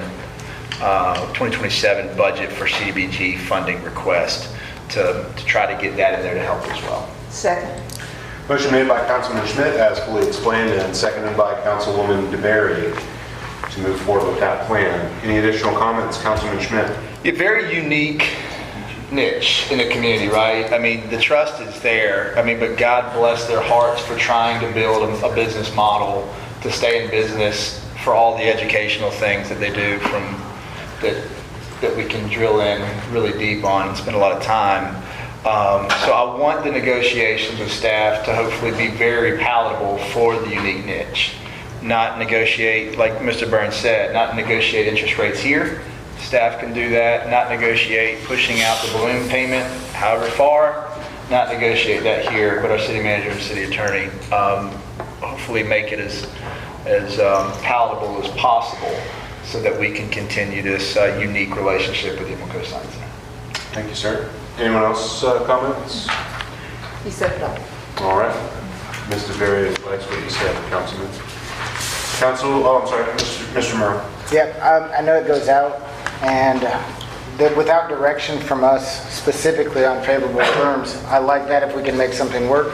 I'm inclined to grant the request. I mean, from the partnership you've had with the city, you're willing to pay the whole $462,000. I don't know if there's any direction, if I did support this motion in that, as what is palatable, as Mr. Schmidt said, is it, you know, but how is it, Right. you know what I mean? So that's my only issue with it. Staff comes back, and is it the remainder, is it a certain amount of the interest is forgiven? That's the only reason I take. Mr. Mayor? Yes, sir. Yeah, please. Yeah, so my understanding is it would be brought back to us. And we can make a decision. Correct. So, I mean, just not to negotiate all here, but get these guys to negotiate it and whatever. Revisit it, we can adjust it even if we want it. Thank you.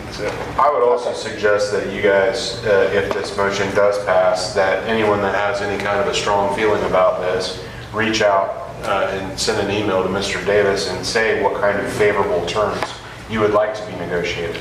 Because it really doesn't cement anything for them until they see the real numbers on the paper. So I would definitely recommend that. If the motion passes. I would agree. This, and while we're talking CDBG, we've already been told that CDBG monies are going to start trending down rapidly, so I don't know what kind of a coupon we'll get there, how much of a help that'll be. I mean, we'll keep it in the back pocket, but typically we'll bring that to you guys, and you say, put some with mental health, put some with whatever.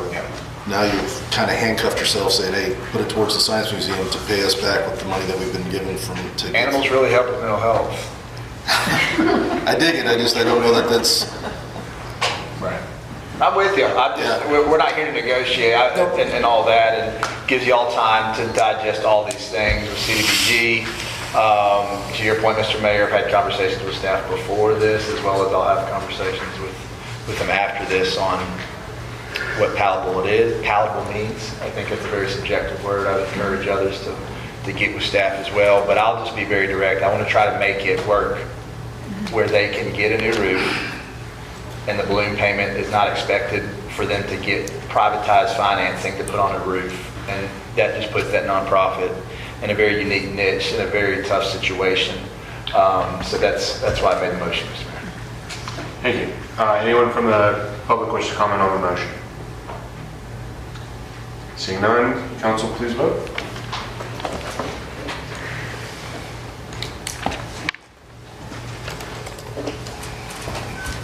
It does pass unanimously. Thank you all very much for being here this evening.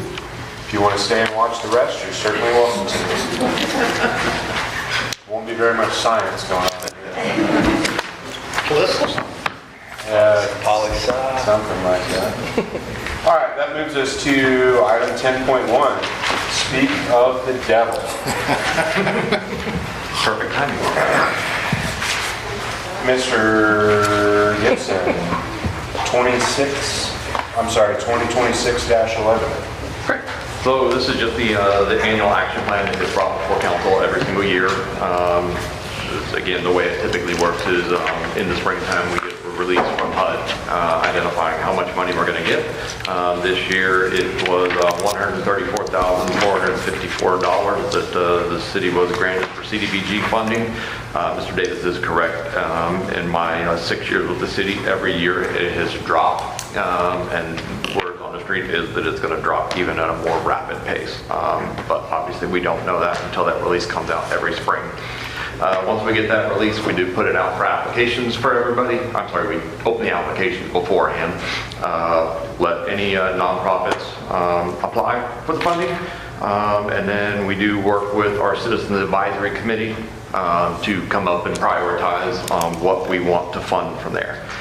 So this year's rounding, we did receive 4 applications for funding. The first was a public services request for the Boys and Girls Club to provide for some after school and summer programs. One Hopeful Place applied for a public services one for a peer specialist to operate out there during cold night and overnight shifts. Bridgeway Center's Safe Pace applied for a public facilities grant to cover some safe pathways and community access improvement projects for their building. And then One Hopeful Place also applied for a public facilities one to upgrade their storage building out there so that they can do more bulk purchases to save money out there. Those are the 4 that we received. The city does also, we maintain our own our housing rehab program in there typically, and the reason we typically put funding into that one is just because the way the requirements work in there. So with the funding that we get, only 20% of that money is set aside for planning and administration, and then only 15% of that money can be used for public services. Everything else has to be used for public facilities. We can use 100% on public facilities if we want to, but we just can't go over that 15% in public services. So typically we end up with more money available that we can't fund out because of that public services cap on there. So for this year, we did receive a total request of $137,311.88.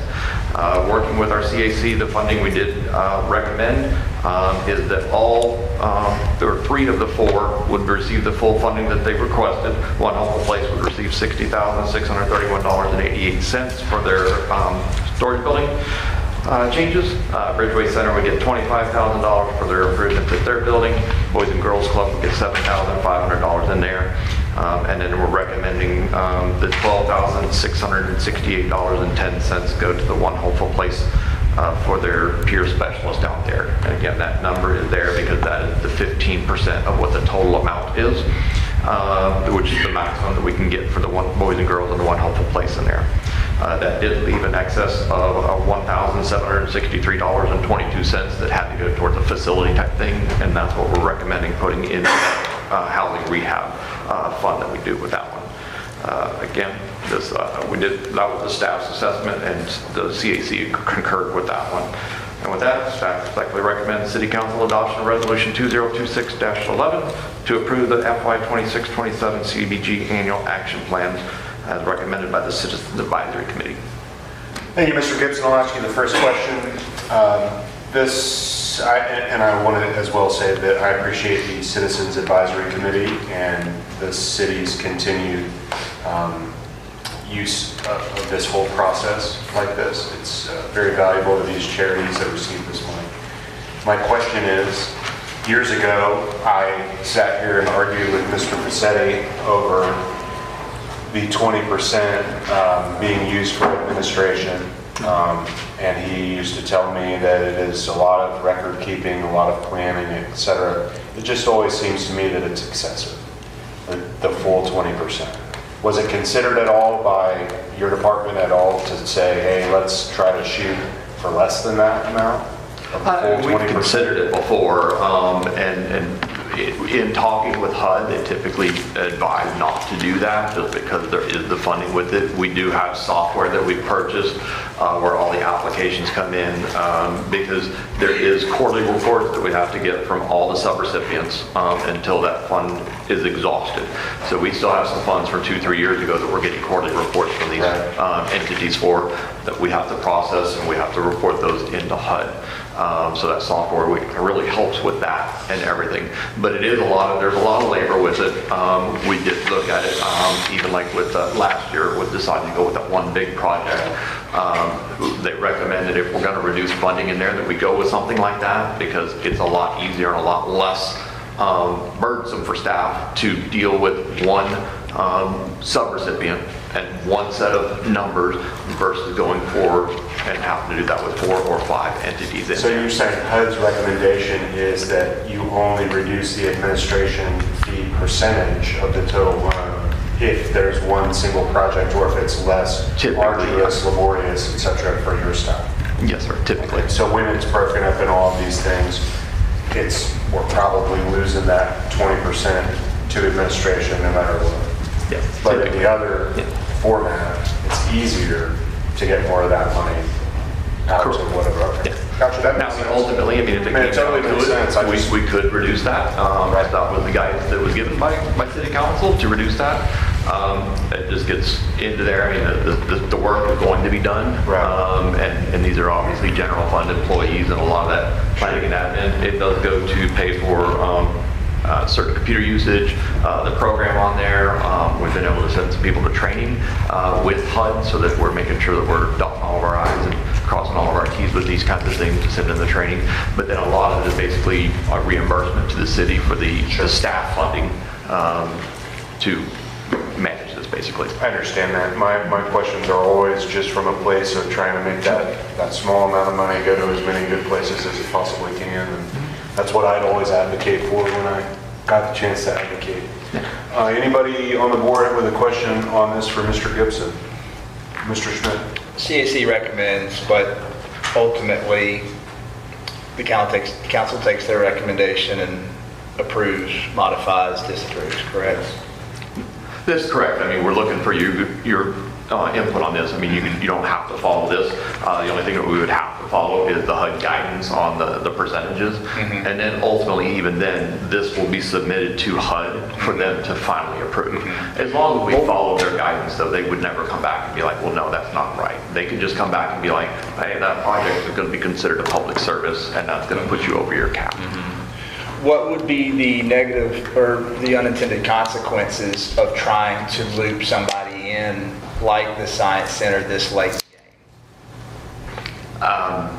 for this or would year's there be funding? any unintended consequences? For this year's funding, I think we would have to run into some legal issues with for that. this recommendation that's in front of us now, there's a pot of money. CAC has recommended 5 or 6 different projects. You're bringing it to us for approval, right? So there would be legal concerns. You'd have to send it back to the process. The committee would have to, and what's the deadline to get all this in? We have to have it submitted by August 15th. That seems pretty tight. Yeah, that seems pretty tight. Just still trying to whiteboard on that subject. It's just what it would have to be, because it would have to go back out to there, because, I mean, other places could come in and be like, well, wait, I wanted to apply. And that's why I would just be concerned about that process. For sure, yeah, for sure. Where there's discretion on the council to push it back out or to start the process over based off of information that we may have just gotten kind of stuff. But yeah, that answers the question. And then the consequences would be some other applicants that would say, hey, if I'd have known, but the political process I'm still just trying to whiteboard our last presenter. And there's a lot of money from the feds. This is money that comes down federally. Correct. For entitlement communities, which is us, that we qualify for, that's got to be used for qualifying things. I'm still just wrapped around that last. So thanks for answering the question. Thank you, sir. But I'll also say that there's certain things like the draft of the annual action plan has to be published publicly for 30 days before it comes to this meeting.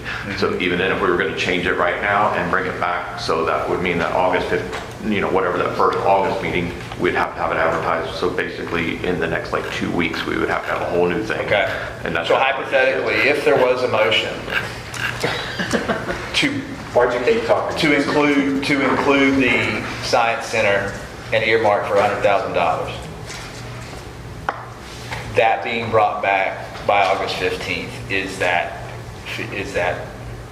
I don't see any way it would be feasible with still following all the requirements we have with the advertisements and everything else. But I do plan on, I'll reach out to Diane and make sure that she's fully aware of the process and everything for next year, because this is exactly something that could fund. Yeah, we have, and like Mr. Allegretta mentioned, or Mayor mentioned, we go through this every year where it's passed out a whole bunch of $5 bills or one $100 bill, and it's that whole thing, and all of these applicants do great things in the community and all that. It's just trying to find that win-win on that last situation. Thank you. You got it. Anyone else with a question here for Mr. Gibson, Mr. Walker? Do you know by chance if One Hopeful Place, you might be more familiar with their last year's funding. They got funding last year as well, right? No, sir. All the funding the last year went to the one park project. Ah, that's right, the park. Seems like there were some concessions or something made out there. I don't remember, but that's a big chunk of that money to One Hopeful Place. And I remember Mr. Jeter bringing up the excess police calls to One Hopeful Place out there, right? That's the one up north. That's the one. That's correct. Yeah. So it just bothers me greatly to keep funding at such great amounts while missing others in the community. Are these the only 4 that apply? That's correct. No, and if that 60,000 and 44,000 just theoretically wasn't awarded to One Hopeful Place, where would the money come in? Well, either we would forfeit the money or we would have to put it into something like the housing rehab program that we do. Because it had to go to a facility type thing. And we only received 2 public facility applications, and we're recommending funding both of those fully. So anything other than that money would have to be put into another facilities type fund. I think they also, in either way, that's not a great position to be in. I believe they get county funding as well. And, you know, the county sends a lot of people there to it, so they should be. They should be paying for it, not just us. If it's all falling on us and our taxpayers, you know, that's a lot of money to be funding the monster, as I call it. It's a monster up there. I understand. So, yeah, I don't see me supporting any motion to fund it this way. I don't know what the answer is yet, but maybe something to consider. Down south, it was called Homeless Resource Center. Yeah. Anytime I would find these encampments, I would work with them to get these people to the mental health, substance abuse, or just whatever they're going through at the moment. Sure. I have a homeless resource center. I don't want to start one. So that Bridgeway, One Hopeful Place, we're doing a very large homeless encampment cleanup next month on the 18th, where 4 people are living in tents behind Stagecrafters. Mm-hmm. They're coming out to offer that because I don't want to start that personally. We're going to lean on them as partners. And then hopefully take those tents to One Hopeful Place, with that outdoor area where some of these people are living, and hopefully get them mental health and substance abuse issues addressed and potentially work. So also another good community partner to keep that from being a burden on adding another department here for homeless resources. Is anybody here from Bridgeway? Bonnie was. She left earlier. She did. Well, I remember it seems like last year there was, she might have been one of the ones who lost out and went to a park. Felt bad. I mean, mental health in the community is valuable to us all, and they didn't get any funding, and they went to a park, and that park it ran into problems, didn't it? It didn't turn out. It hasn't run into problems. It was got transferred over to another park or something. I can't build a park for that amount of money. That's going to be worth a crap, right? So we're trying to partner with the county, and they're going to provide the services that we did the workshop for the community. Say, hey, we want X, Y, and Z. We could use that money to do that. I don't have to do any soil work, groundwork. Mm-hmm. It's playground stuff because they're doing the rest of it. Gotcha. So that money's it's in progress, just going at the speed of the county now. Gotcha. I've got some walker. I would just like to, and I'll get you up next, Ms. Riley. I would just also like to point out that Bridgeway Center and One Hopeful Place have a very, very, very close relationship. Sure. In the management of One Hopeful Place. So while you complimented Bridgeway Center and the need for mental health, and had not so kind things to say about One Hopeful Place, those things all work together. I mean, all of these things have to happen one way or the other. We can all remember sitting up here right when you first came on this board and having these very long discussions about not homeless people. Because again, I think I've said this 100,000 times, and I feel like I have to say it every time. Sure. But homeless people we typically don't see. Homeless people are people that are down on their luck, that the economy is hard, that have had a family tragedy, many different things. Sure. And there's so many great people in this community that lift them up and take them in, church groups, charities, etc. What we often see are vagrants or people that live a certain lifestyle of, I don't know if you've ever seen the movie The Big Lebowski. Oh, yeah. But the dude was like one step above a vagrant, I mean, and a great guy, but didn't really enjoy working, wanted to just kind of lounge about and, do what he wanted to do. So unfortunately, when that lifestyle gets down to the last thing, and then we encounter these folks in our parks or on our street corners or whatever, it got to such a place that we were, as a council, calling on Chief Beige and everyone else to say, what can we do about this to stop this? We have to do something, and we're redoing all of these ordinances and all of these things. So I personally have been super happy and impressed by not only Chief Beige and the ordinances that our council put into place then, but also by folks like One Hopeful Place and Bridgeway Center in managing folks that are in our area that do have mental health challenges, that have substance abuse challenges, because we are not seeing them at anywhere close to the rates that we were seeing them at that time, at least in my opinion. And I go around, I know you go around downtown and you have a business downtown, so I would hope that you would share that same opinion that, hey, we haven't seen that many people at that same kind of level. So when we're talking about $60,000 of $134,000 that we have to give away because members of our community got this grant for our city, I think happy I with may be confusing it now that I think about it, because I know the Ridgeway Center, I know they work good together, but I think it was the Mental Health Association, maybe the one, I think they were looking for money. Yeah, that's the one over there in Kenwood on Mooney. Yeah. And they were looking for some renovation money. And it was like 15 grand. It might have been more, it might have been a big one. I don't think it was. It was very small. We funded both of those, Mental Health Association, Bridgeway Health Clinic, and Bridgeway Center in the past. Last year, we did not, but in the past, we have for all of those. Again, typically those end up, especially Mental Health Association, what they've typically applied for is for medication, to pay for the medication for the people that they treat. Again, that falls under that public services, which we can only use that 15% of. That's why typically any of the ones that come in for public facilities, we try to fund those fully if at all possible, just because those are the ones that we can use up that pot for. Okay, thank you. Anyone else with any questions for Mr. Gibson? I have some more. Yeah, I'm sorry, Mr. Riley. I just wanted to ask very quickly, on the CDBG grant money, is it still, is it like it kind of used to be a few years ago? Is that you get reimbursed? You have to, when you get the monies, right, whatever it is that you're going to be doing, you request it for, you have to have that completed, and then you reimburse, you go for a reimbursement with the city? Our sub-recipients do, yes. So the HUD gives us the money to manage, but then when we grant this money, so for example, the One Hopeful Place, since we were talking about that, for them to refurbish and remodel that storage building, they have to go out there, they do it, and then they bring that money up, that paid receipt to us, showing that, hey, look, I did do this, here's the receipt for it, and we reimburse that money. Okay, so it's still the way it's done. In the past, it was like that. I was just wondering, had anything changed from that? Okay, thank you. Thank you, ma'am. Anyone else on the board with questions on this? Anyone from the public wish to speak on this item? Council, you wish to take any action tonight? Mr. Mayor, so move the adoption of Resolution 2026-11. Second. A motion made by Councilman Browning and seconded by Councilwoman DeBerry to approve this resolution 2026-11 for the annual CDBG annual action plan.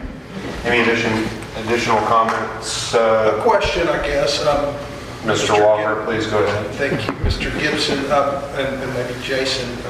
We don't get the CAC minutes discussions where these were brought to them, where there was the discussion, like the minutes. You are welcome to attend those meetings, I believe. Right, but the other committee that meets that has minutes is the LPA, right? That's like an official board. So that's of the city. This is not an official board of the city. So it's a board. These are just members of the community that care about these issues. Gotcha. That's why I was curious. There were. Now I know. Thank you very much. Gotcha. All right, so we had a motion. Who made it? Browning? Yes. And seconded by DeBerry. Any additional comments from you two? No, sir. Councilman Schmitz, you got something? Yes, Mr. Gibson, I know it's a lot of times like heard a lot of different things with the CAC and all the applicants. Thank you for the hard work. Not going to support the motion.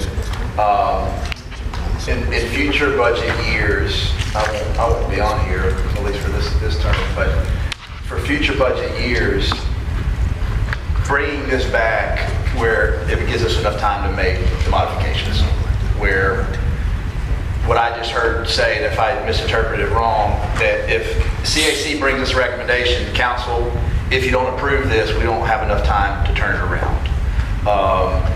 If there needs to be modifications to it, I think it gives the council some time to make those modifications, kick it back out to CAC, or whatever the statutory process is. But if I heard that wrong, if he's allowed. Yeah, please do.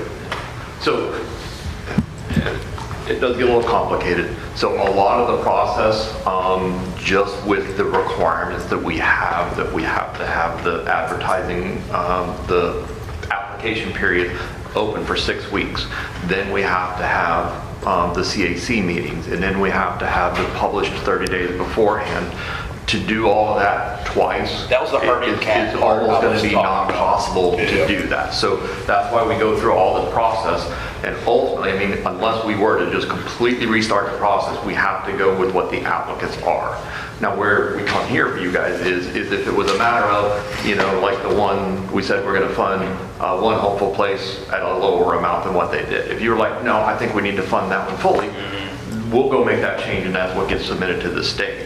So if you want to not fund, you know, $20,000 to One Hopeful Place's shed, and you want to put that into housing rehab, we can make those changes all day long. But like if there was an applicant that got new ones, if there was an applicant that got left off the CAC recommendation, correct. Adding another applicant in this part of the phase would be too late.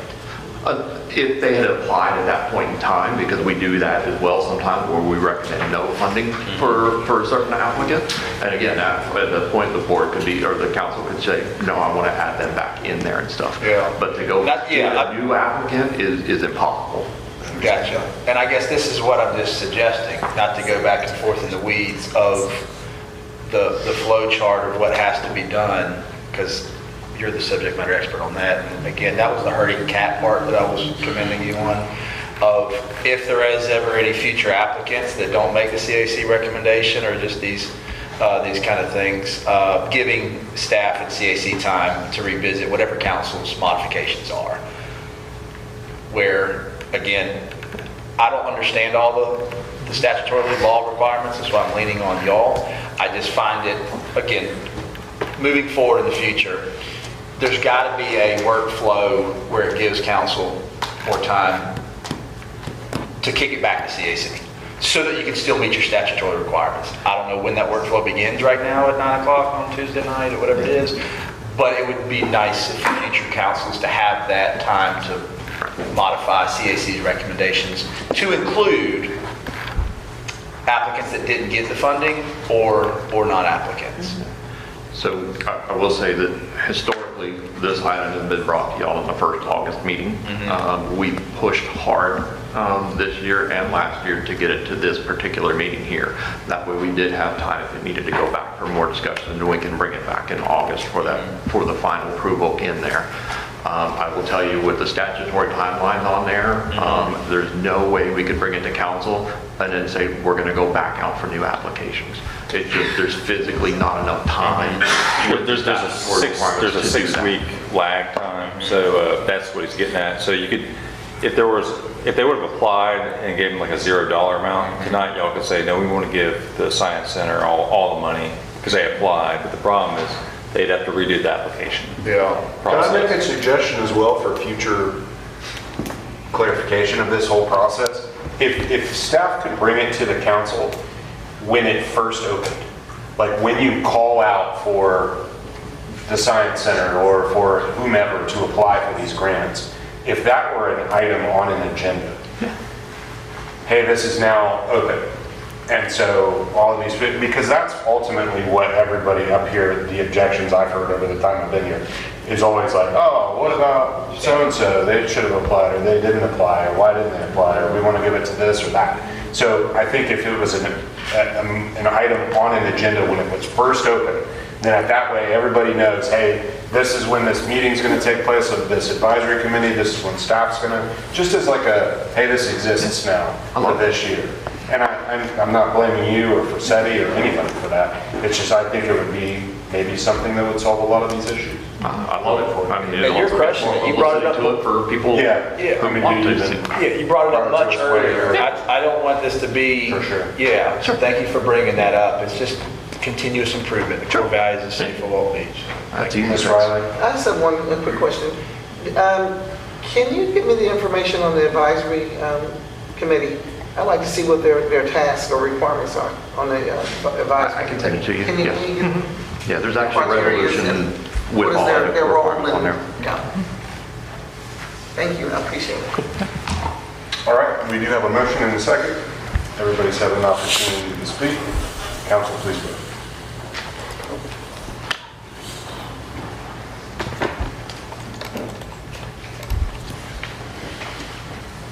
The motion does pass 4-2.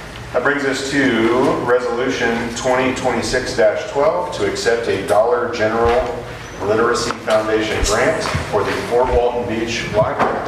Tell us about the DG. Absolutely, Mayor, Council, Dave Flaherty, Parks and Recreation. Before I get into this, I just want to let you know the library's gone after 2 grants, and they're 2-0. I've gone after 2 grants, and I'm 0-2. I've asked the library staff if they'll write my future grants for me. They're doing pretty well. Did they tell you to read a book? This particular item is this funding. A way to look at it is there's going to be 3 different kind of book clubs. There's going to be an adult book club that they'll all get the same book, something about history, science, social awareness, and they'll come back and they'll discuss it either amongst themselves or they'll bring in people who can help facilitate the discussion. Second component would be to do the same thing with children, appropriate books for them, give them all the same book, come in for a group discussion. The third leg would be for parents with children to actually get the same book. One's appropriate for the adults and then books that are appropriate for the children about the same subject. And then the parents and the kids would come back and have a group discussion. And those discussions would be facilitated by people from the community, experts in the subject, those kinds of things. So it sounds like a really exciting program. And I appreciated the library staff going after it. No doubt. All right, questions on this for Mr. Flaherty? Seeing none, anyone from the public wish to speak on this item? Council, you wish to take any action tonight? Mayor, so moved. Staff recommendation. Second. Motion made by Councilman Schmidt and seconded by Councilwoman DeBerry to accept this grant in the form of $5,550 from the Dollar General Literacy Foundation for the Fort Walton Beach Library's Family Literacy Program and approve Resolution 2026-12. Additional comments? Thank you, David, your leadership and the library team. Yes, please tell the library staff, thank you very much. Getting them to read more other than just going on the tablet. Yeah, thank you. Council, please vote.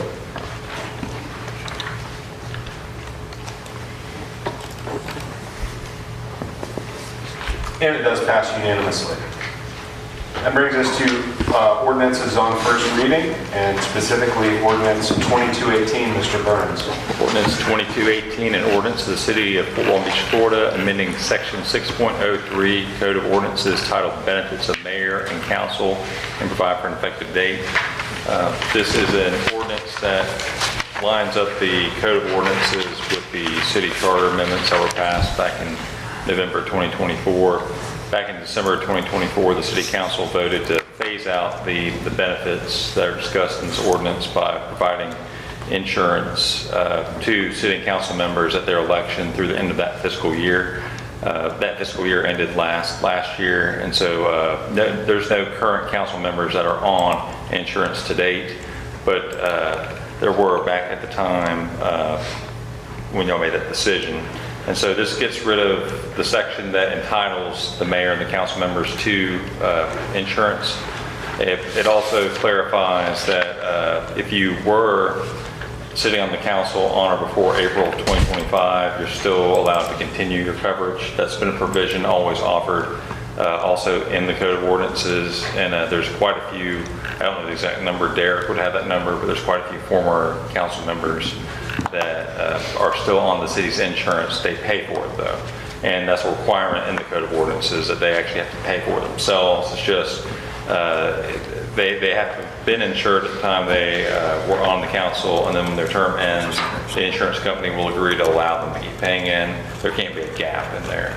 And so when I brought this before the council at the last meeting, we put in there the ending on or before April 2023 as the cutoff date, and then Derek informed me that there was at least one council member whose term ended in April 2025 who continued to pay into the city's insurance, and so that would have cut that individual off unknowingly and by mistake. And so this is first reading, and this simply just lines up the Code of Ordinances with the charter, and it also continues the insurance for anyone who was receiving it on or before April 2025.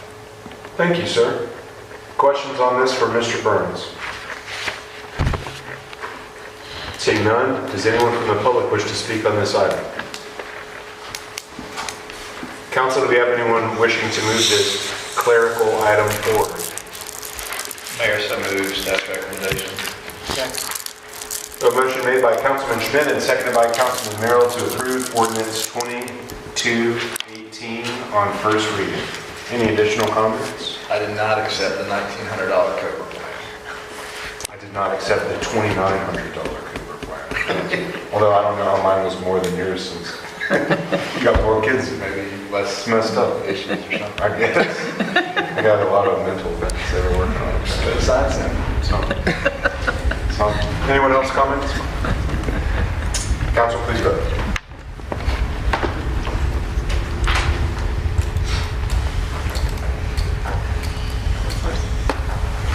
And it does pass unanimously. Brings us to, give me just a second, ordinance 2214, item 12.1. Mr. Burns. Thank you, Mayor. Ordinance 2214, an ordinance of the City Council of the City of Fort Walton Beach, Florida, authorizing the disposition of real property located south of the Fort Walton Beach Fire Training Center, a large asphalt pad, and north of Lewis Turner Boulevard, tax parcel IDs numbers 26-1S-24-0000-0001-0040 and 26-1S-24-000-0001-0030, excluding the City Fire Training Center and authorizing and directing closure by the mayor, city manager, city attorney, and city clerk and provide for an effective date. This is second reading. It's been a little while since the first reading, and the only update is that we finally got the legal description from the county surveyor to plug into the ordinance, so now y'all can actually consider it on second reading. Fantastic, thank you. Questions on this for Mr. Burns? Anyone from the public wish to speak on this ordinance? Council, do you wish to move forward with this ordinance? Mayor, so moves with staff's recommendation on ordinance 2214. Second. Motion made by Councilman Schmidt, seconded by Councilman Browning to move forward on the second reading of ordinance 2214. Comments on this ordinance? Yes, absolutely. Hopefully, we can get this to an agenda item once the ink dries, just to try to give y'all clarity on how we want to solicit this, how we want to growth management, what we want to try to do with that land swap, more specifically the land that we'll be getting next to the old hospital. So yes is the answer. I think we're going to use CRA funds to demo the area. And then October-ish, I'll come back to go through that list I sent you over the weekend to identify the properties, what we want to do with them, if we want to P3 this guy, if we want to sell this guy, surplus it, whatever. So that'll probably be October-ish once we get past this challenging budget season. Awesome. Awesome. That's a good, yeah, I see it now. Yeah, including it in that surplus list. Yeah, that way it's one whole meeting so people can come discuss.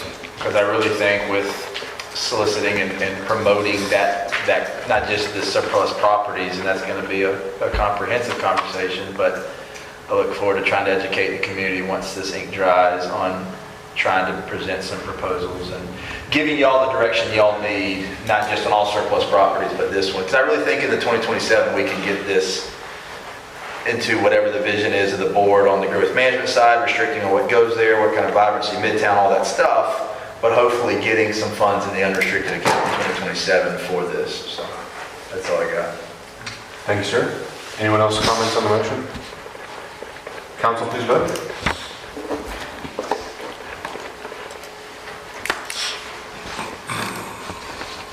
The motion does pass unanimously. That brings us to ordinance 2215. Mr. Burns.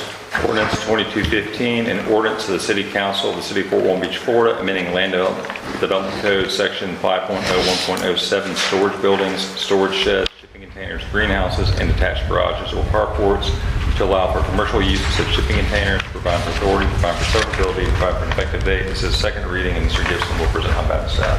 Thank you, sir. Mr. Gibson. Yes, sir. So this is the second reading. This is the ordinance that we brought forward 2 weeks ago. Basically, it's going to, right now, the way our code is written for shipping containers, they're not allowed to be used for any kind of commercial usage. We've seen that kind of development happen around here. And this would just make it so that if a shipping container is going to be converted into a commercial use, it would be allowed. We've not received any input or questions about this since first reading. And with that, staff does respectfully recommend City Council adopt ordinance number 2215, which amends Land Development Code Section 5.1.7, storage buildings, storing sheds, shipping containers, greenhouses, and detached garages or carports. Thank you, sir. Questions on this proactive ordinance from Mr. Gibson from the board? Anyone from the public wish to speak on this ordinance? Council, do you wish to take any action? So move the adoption of ordinance 2215. Second. Motion made by Councilman Browning and seconded by Councilman Merrill to approve ordinance 2215 on its second reading. Any additional comments? No, sir. Council, please vote.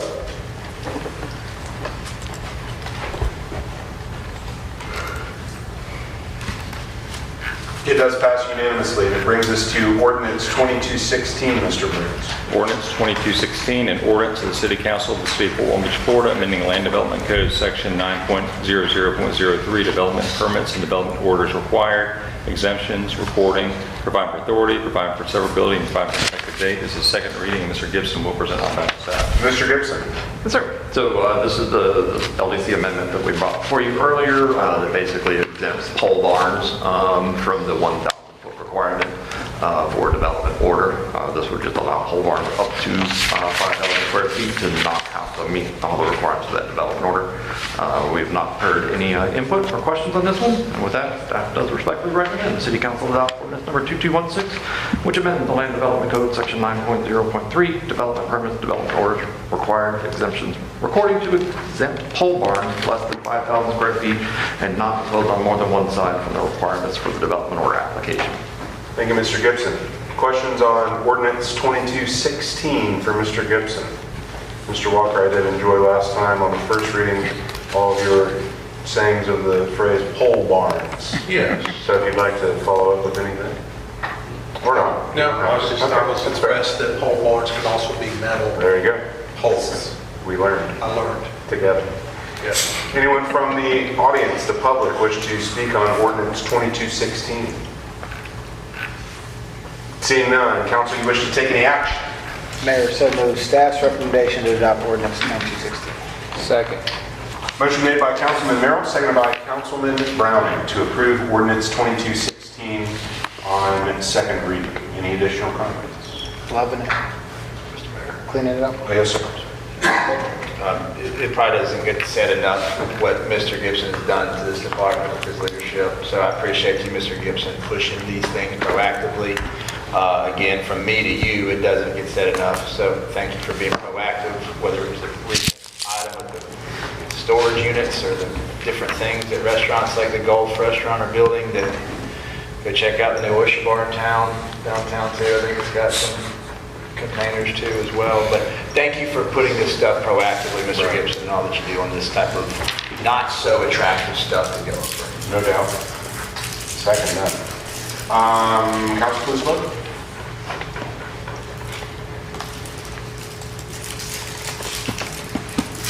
Yeah, it does pass unanimously. The last of our ordinances on second reading is ordinance 2217, Mr. Burns. Ordinance 2217, an ordinance of the City of Fort Walton Beach, Florida, amending section 2.05.05 Code of Ordinances titled Elections and providing for an effective date. This is another, as you called it earlier, clerical ordinance that simply lines up the Code of Ordinances with the charter amendments that were passed back in November 2024. There's a code section that sets forth the provisions of the charter that's existed for years, has not been updated since 2014, and so there's actually been two sets of charter amendments made during that time. And so this amendment just basically makes the corrections that should have been made twice at this point in time. It removes the outdated references to designated seat numbers, and it specifies that the election will occur in November of even years. Thank you, sir. Questions on ordinance 2217 for Mr. Burns?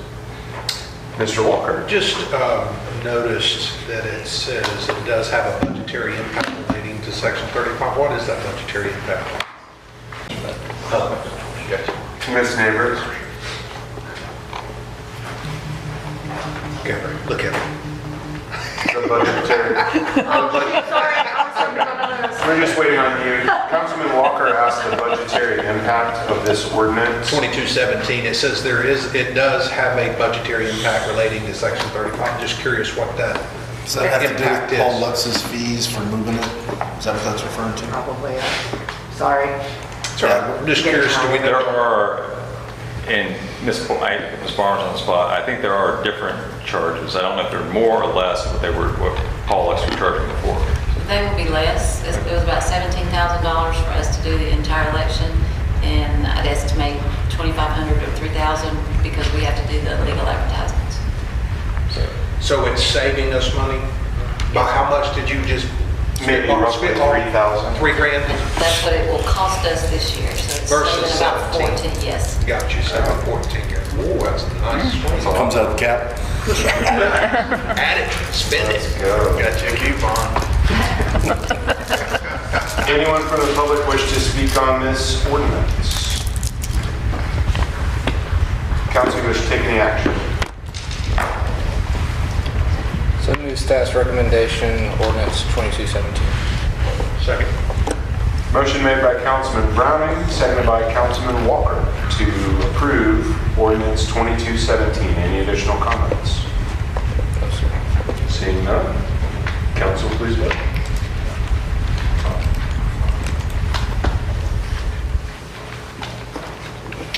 It does pass 6-0. I would personally like to thank Councilman Schmidt for that $14,000 savings, as probably 6 or 7 years ago now.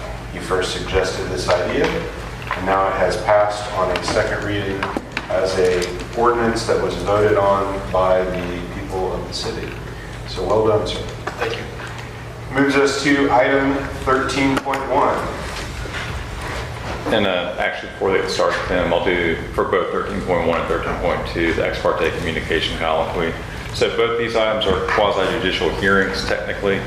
And so I just need to ask the council members whether or not there's been any ex parte communications made by anybody since the last meeting regarding the housing authority issues. Mr. Browning? No, sir. Mr. Berry? No. Mr. Allegretto? No, sir. Mr. Merrill? No, sir. Ms. Riley? No, sir. Mr. Schmidt? No, sir. Mr. Walker? No, sir. Okay, and then, and you swear to tell the truth, the whole truth, and the truth, so help you God. I do. And does anyone from the housing authority plan on testifying today? Okay, all right. Hi, you're good. Yeah. Okay, so this is the major development order for the housing authority. So again, just to kind of summarize a little bit, a couple years ago, this went through the whole process for the development order, the development agreement. They did have some problems when they were moving forward with it, with the soil. They had to move the project. Based on that, they kind of had to start the whole process over there with the development order. There was also a variance involved in there that had expired as well, so we did have to take that variance back over there again. Basically, the development order is very similar to what the previous one is, essentially just everything shifted to the west on there. It does meet all of our code requirements on there. And with that, staff does respectfully recommend City Council authorization for the mayor to execute the major development order for construction of a 100-unit senior living facility for Fort Walton Beach Housing Authority at 27 Robinwood Drive Southwest. Thank you, sir. Questions on this for Mr. Gibson? Anyone from the public wish to speak on this item? I do want to point out one Mr. thing. Burns. Tim, this is one of the items I do believe we had to change. So it's not one of the agreement. Okay, so that's, no, there's an issue we'll have to bring up at the next agenda item. Okay. Council wish to take any action tonight? Mayor, so move staff's recommendation. Second. Motion made by Councilman Schmidt, seconded by Councilman Browning to approve the request for the major development order for the Fort Walton Beach Housing Authority at 21 Robinwood Drive Southwest. Any additional comments? Ms. Shannon, Mr. Gatlin, Ms. Ansberry, y'all continue to push dirt and create environments that are going to do what you say you're going to do and more, and keeping the standard high. So thank you, and thank you for being here until about 9:20 on Tuesday night. So thank you for what you do. Second.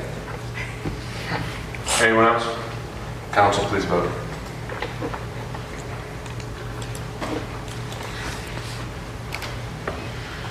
It does pass unanimously. Brings us to item 13.2. Mr. Gibson has been sworn in. And on for the record that the ex parte colloquy was already administered prior to the previous hearing. Thank you. So this is the second reading of the development agreement for the housing authority over there. Again, it was just because that building moved, it had to be updated in there. Specifically, there was a lot of legal descriptions and stuff in the property in there. I will point out, going back and forth with the housing authority and some of their contractors over there, they did come back. There are 3 errors that were very scrivener's errors, basically, in the draft First Amendment to Bayside Redevelopment Agreement. In the legal description, it does have at the very end of the legal description, it says, has a line saying contained 3.54 acres more or less, which had to be removed from there. Again, the legal description is exactly the same, just in working with HUD, they found that HUD did not like having that size requirements on there.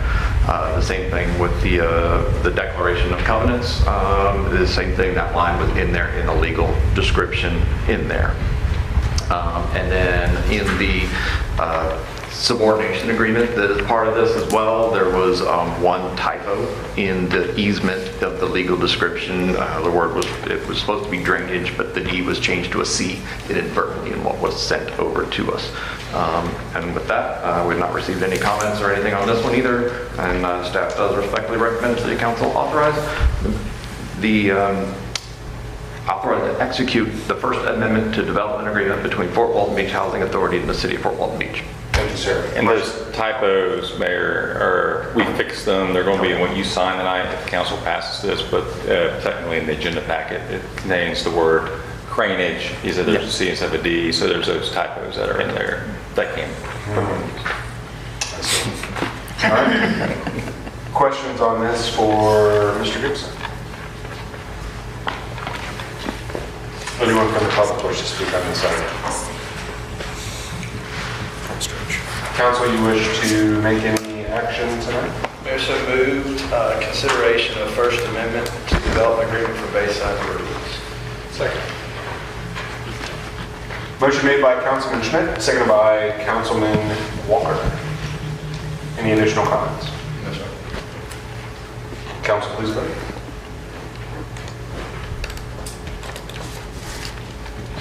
It does pass unanimously.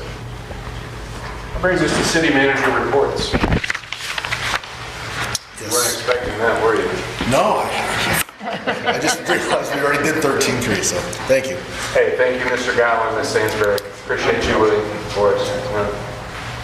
Yeah, good stuff. So, quick recap. Juneteenth thing was Saturday. It was super great, and golf clap for Miss Riley because that was a really good speech. Once again, get to brag on Jacob's team. Golf is killing it. We're going to run out of stuff again.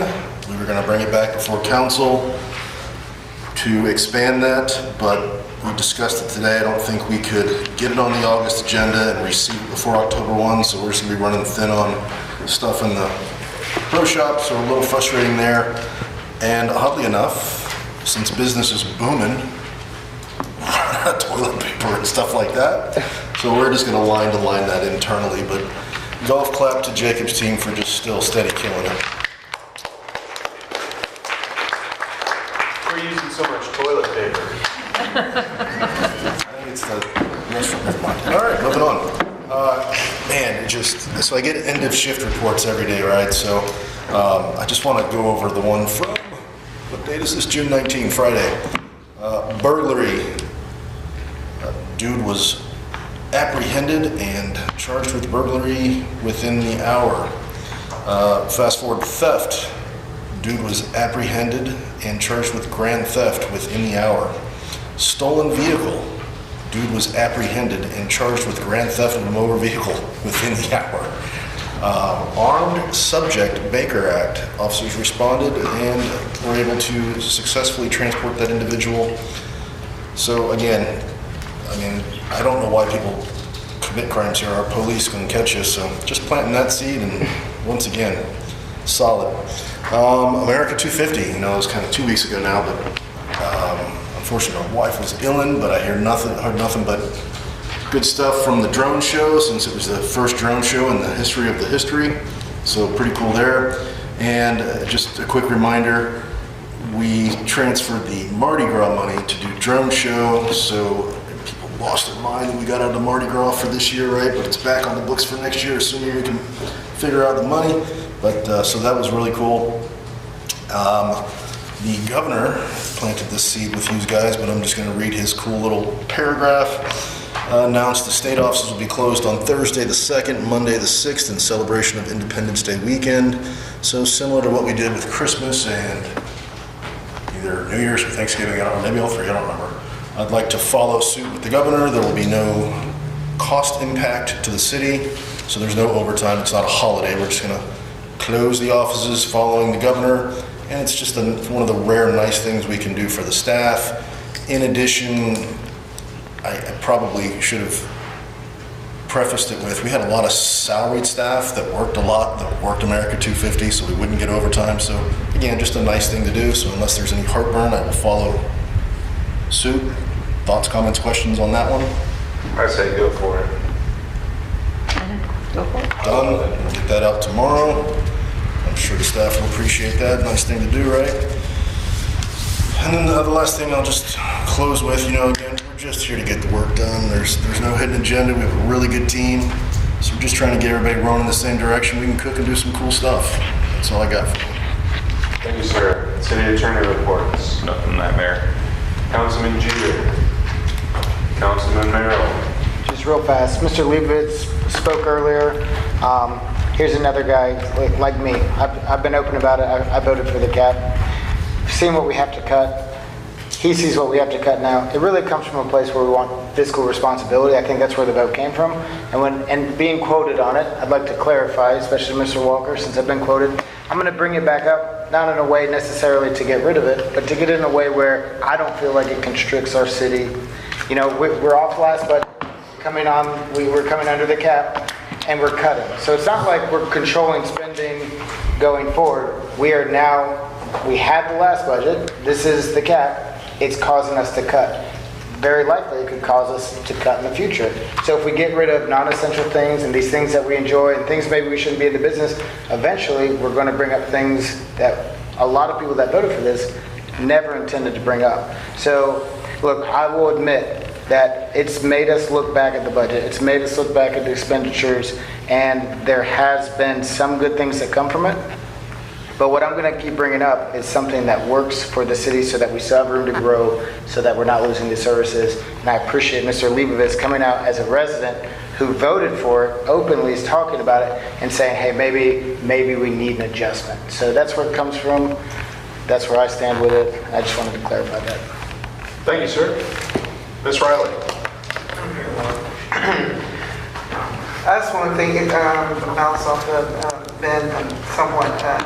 I appreciated Ms. Leibovitz also saying that. And on top of that, it was my sincere intent. Just thinking there was someone out there in the crowd that would be able to, just tell me, basically tell us which route to go. I mean, if you put the 3% cap out there, I feel like, obviously, maybe you did a feasibility study, you did something to tell us, how do we handle this? And so for me, I pretty much still stand by it. I didn't agree on the 3% cap, but however, it is what it is. And so I do want the best for the city. So don't let anybody thinking I don't want it. I really do want the best for the city, and I threw it out there and just ask. If you voted for it, then come to the podium. You got any ideas? Thank you, Mayor. Thank you, ma'am. Mr. Schmidt. Good, Mr. Mayor, brought it up in the first part. Got it. Mr. Walker. It's tricky. I've analyzed this, the budget. It's right, Mr. Mayor, Jason, we've all talked about it. And I look at all of us, everybody knows which side I came from, and I know which side you guys came from, generally speaking, as far as favoring the cap or opposing the cap. So, it's interesting that those who are proposing, suggesting what the problems are and the solutions are the ones who oppose the cap. So I don't expect great revelations from those who opposed the voter charter capping. So it's coming, Mr. Davis, you spoke, you said it'll cripple the city if we continue to operate under this cap. No, I said I personally don't care what we do. I will tell you that it's going to end some services. So, and that's what I mean, and that's an example of, from that, for anyone, not just you personally, I'm talking about a business sense or anything else, whether I've got a manager or someone else, and when they've got that mindset, and they say, this is not gonna work, it's gonna cripple us and all that, that's not who should be proposing the solutions. It's just what I observe. I'd love for you to come in and work with me. Well, I'm trying, and I'm trying to do it in the public. I've never... Invite whoever you'd like. Nor the previous city managers, because I've expressed my concern with meeting behind closed doors. Mr. Leibowitz said it very well. I kind of chuckled, and Mr. Merrill, you mentioned it. You're very influential. You're very influential. When you get someone behind closed doors and you tell them what the problem is and how they can help you, you come out here and they might be willing to help you. I don't meet with you. I don't want your influence behind closed doors. I want the public to hear my questions and concerns out here about spending, revenue, whatever the problems may be. And I know that it leads to longer meetings and it bothers some more than others. I'll be here, I'll stay here till 2 o'clock. Mr. Mayor, I want to point you out, but you raised your hand. It's me. It is. It bothers me more than anybody. I'm just saying this could be like a great YouTube show or Facebook channel where you personally come and meet with the city manager, record the entire thing. Sure. Upload it to social media. I'm down. And there it's out in the public. Well, it's kind of everybody can see it, and it's kind of already, it would give you the opportunity to just talk for it. It's kind of already there. What's missing is the conversations that go on behind. I've suggested that the meetings that you have with these guys, when you meet behind the, be recorded.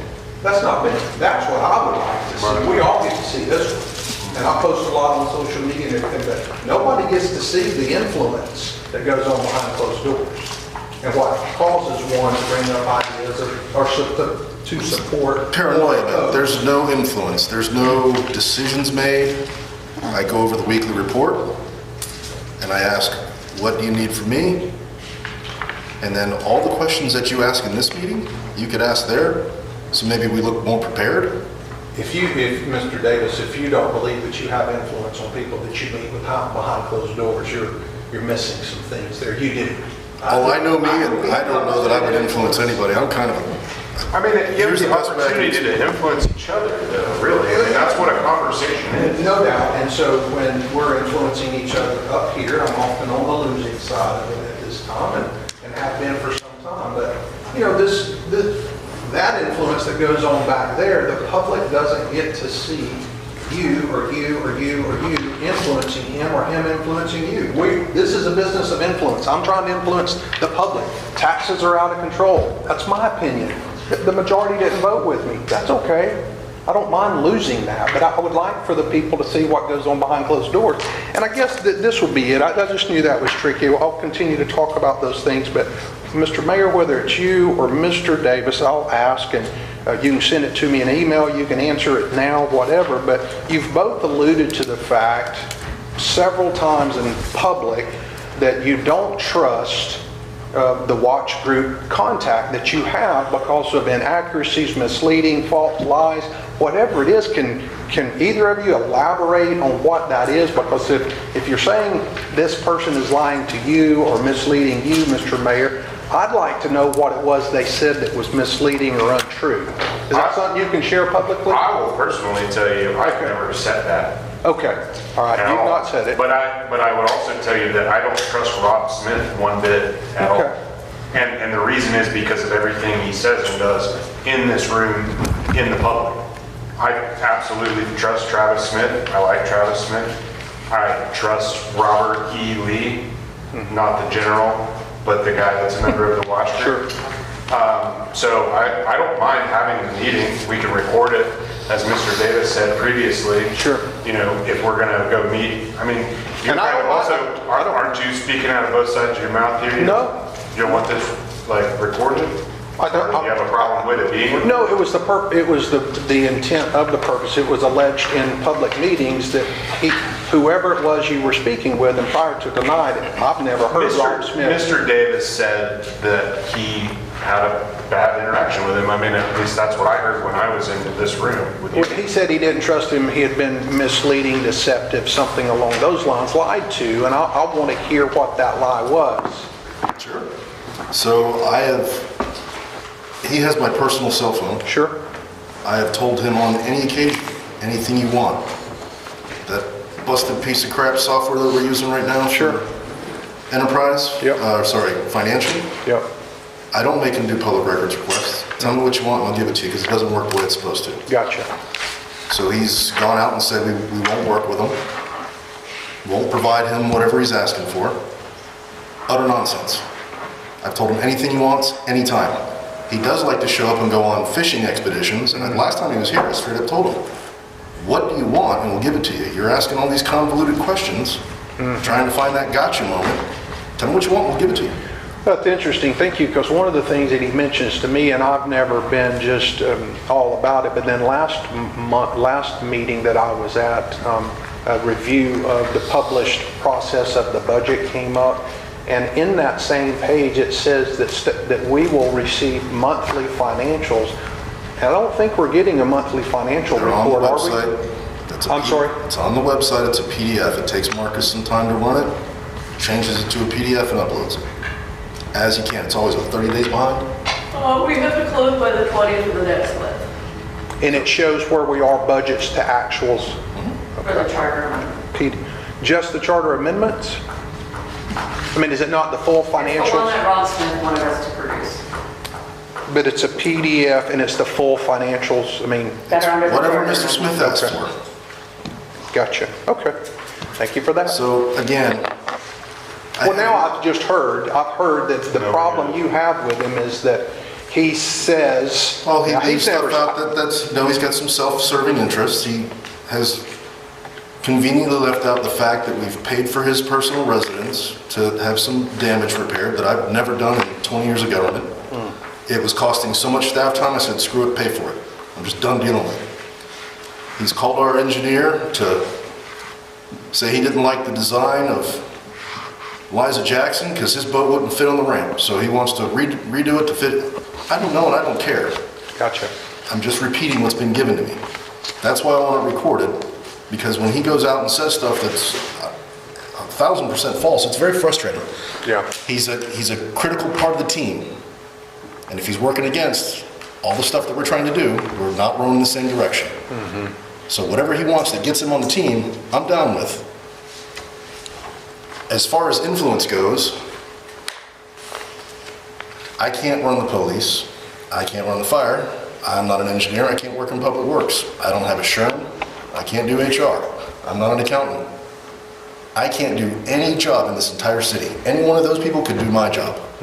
So if I'm influencing you, I mean, you're just that's a you problem, and I have no influence on anybody. You hear me talk, you see what I look like. I'm not an influential dude. I like to get the work done. That's all I'm here for. We had a citizen come up and say you were very influential tonight, and the mayor. You were both very influential. So, again, you might be missing it that you are, but again, stuff goes on behind closed doors. I don't like it. I've said it before. Record them if you would. I think it'd be great for the public, but I don't expect to see it. But that's come and party with me anytime you like. Record it by all means. No, we're recording. This is recording. I'm just telling you, we're recording the meeting with me, Davis and Burns. Sure.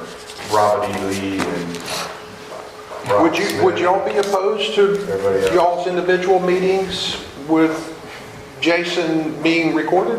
I think it's a weird ask. It's like we're already not allowed to meet any of us unless that red light's on about any of this stuff at all. He's not an elected official. He's our employee. Sure. We're the citizens' employee. So why do we need to have that meeting with our employee recorded? I personally don't mind, but I mean with... I don't want you recording meetings with me. I don't want that it's yours decision, and it's right? not because of what we talk about or anything else. It's just because kind of like to limit the time I'm recorded. I'm not a huge Big Brother fan like you. I know you and I have this fundamental disagreement. Sure. But I don't like the cameras constantly on. I meet with and Councilman here it's Schmidt at 6 in the morning on Friday, 6:30, whatever it is, on Fridays. I go to the Parks and Rec to meet with Ms. Gloria on Thursday. I go to Miss Debbie's office on Thursday. Mr. Merrill, I call. Sometimes I'll go meet him at his shop. Sometimes we just do it on the phone. Sure. He usually comes to me, right? Yeah. I also, every now and then, Mr. Schmidt will be like, hey, let's just do dinner tonight and go over a couple things. Yeah. Cool. So, and Mr. Jeter, I've done breakfast with him. Sure. And Mondays, he and I have a meeting at 4 o'clock that most of the time is on the phone. Sure. No. I was about to be married. So it's not like I can just take a recorder to some of this stuff. And again, a lot of it's via the phone. If anybody wants to come to the office, and I'll record it, I don't care. I got, like I said, ain't nothing to hide now. And to answer you directly, I mean, we're elected representatives. Sure. And I respect the transparency side and all that. I hope I influence you some, Mr. Davis, when I get with you. You know, I'm trying to represent what I think I should be advocating for. Sure. And to try to push and pull and to get different things that I think are representative of the electorate. I know that's a very cliche overview to do, but I think we're obligated to try to influence. So I don't know if influence is the right word. Well, we can use a different thesaurus, or you get a thesaurus to put a different word. I mean, leadership is influence. If it's not immoral, unethical, or illegal, I'm pretty much going to work with you guys. So I just need 4 of you to give me the direction. Yeah, influence for whatever reason right now is having a negative connotation. I don't think influence is wrong at all. If anything, I think influence is a good thing to have. If you can't influence others to get on board, what are you getting done? So I'm saying I hope I influence you when I meet with you, not out of ill will, not out of anything illegal. But I think that's what we're obligated to do. I think we're here to try to represent the electorate. There's only so much time that we have on this recorded meeting, and then who would be procuring all the recordings and things like that. If the city electorate doesn't trust what I'm doing behind closed doors or haven't done, you know, then that would be an issue. The word I've used, I meet behind closed doors regularly. I think your context is in the right place. I really do. No, I really I'll do. use that one too. I think the context is right, but I just want to answer your question. You asked it, so I feel like I would answer. I think we're obligated to meet with him regularly, as much as we possibly can. I meet with Councilman Schmidt more than all of you put combined. And I've said the word conspiracy, I do use some foxes and chickens. I've been using them a lot, referencing lately as well. But again, the word that I use, and I think it's where it's cheating the electorate, is they don't get to see how the sausage is made. They come out here and they watch a vote, and some sausage being made.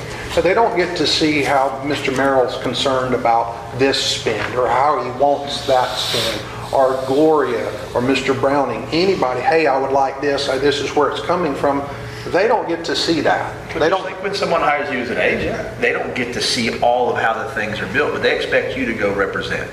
They expect you to go negotiate and do those things. So I know we're in more of a public setting, but I just don't think it's realistic for everyone to record their meetings with the CEO.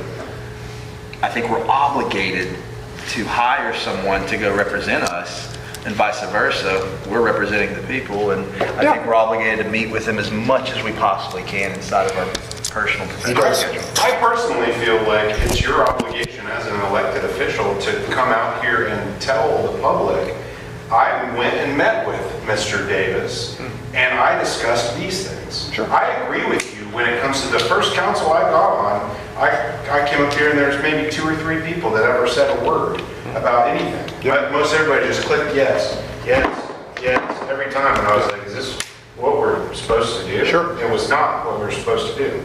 So I agree with you that you should come out here and represent the people that put you up here. But I also think it's part of your job to learn about all this stuff before we walk in this door.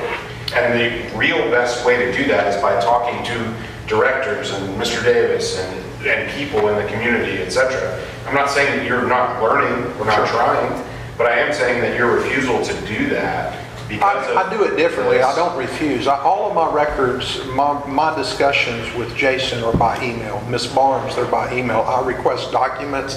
I provide documents. They're of public record. Your meetings with Mr. Davis are not of public record. They're not. Mine are. All right. If anybody wants to know what I asked Jason or Ms. Barnes, they'll get it to them. So those are of public records. So you could go meet with Trey Goodwin right now. Sure, absolutely. And you guys could have all the conversations Absolutely. about what you want to do in the city and what he wants to do in the county. Absolutely. And my neighbor. I'm going to meet with my neighbor. I'm just saying you could go meet with somebody on the Mary Esther City Council and you guys could plot anything you wanted to. Sure. And those meetings are recorded. That's right. So I'm just saying Florida has very strict laws about elected officials meeting each other on the same board. Sure. He's not on the board. That's right. But it is influencing what's happening up here. So I thank you for your time, Mr. Mayor, and thank you for council for all. Thank you. I suppose so. I just want to ask, when you request the, and I know there's public information, but when you're requesting the documents, isn't that a charge on behalf of the city because you got to pull documents? What if it's 300-400 pages? Are we charging for to get? So we can, yes. We can charge for public documents. We can, right? And I'm just trying to be, sorry, with respect to Rob Smith and all the documents, if the system worked the way it was supposed to, I would tell them to put a public records request in. It doesn't work the way it's supposed to. I can't. It takes just trying to be a good teammate, right? Saying, we got nothing to hide, just tell me what you want, I'll give it to you.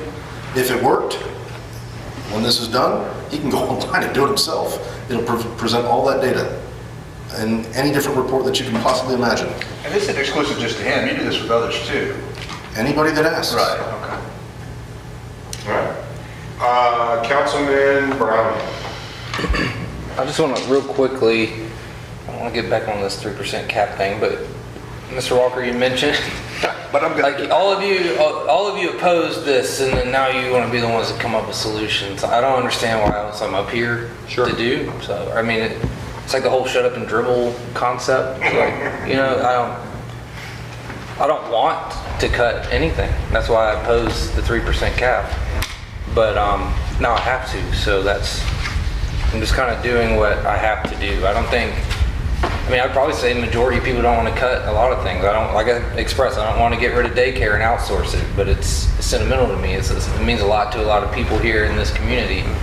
So I did what I thought I had to do to try to preserve that. I don't want to get rid of parades. I don't want to get rid of fireworks, but that saves jobs. Instead of getting rid of police or dispatch, we can sacrifice getting rid of parades and fireworks temporarily.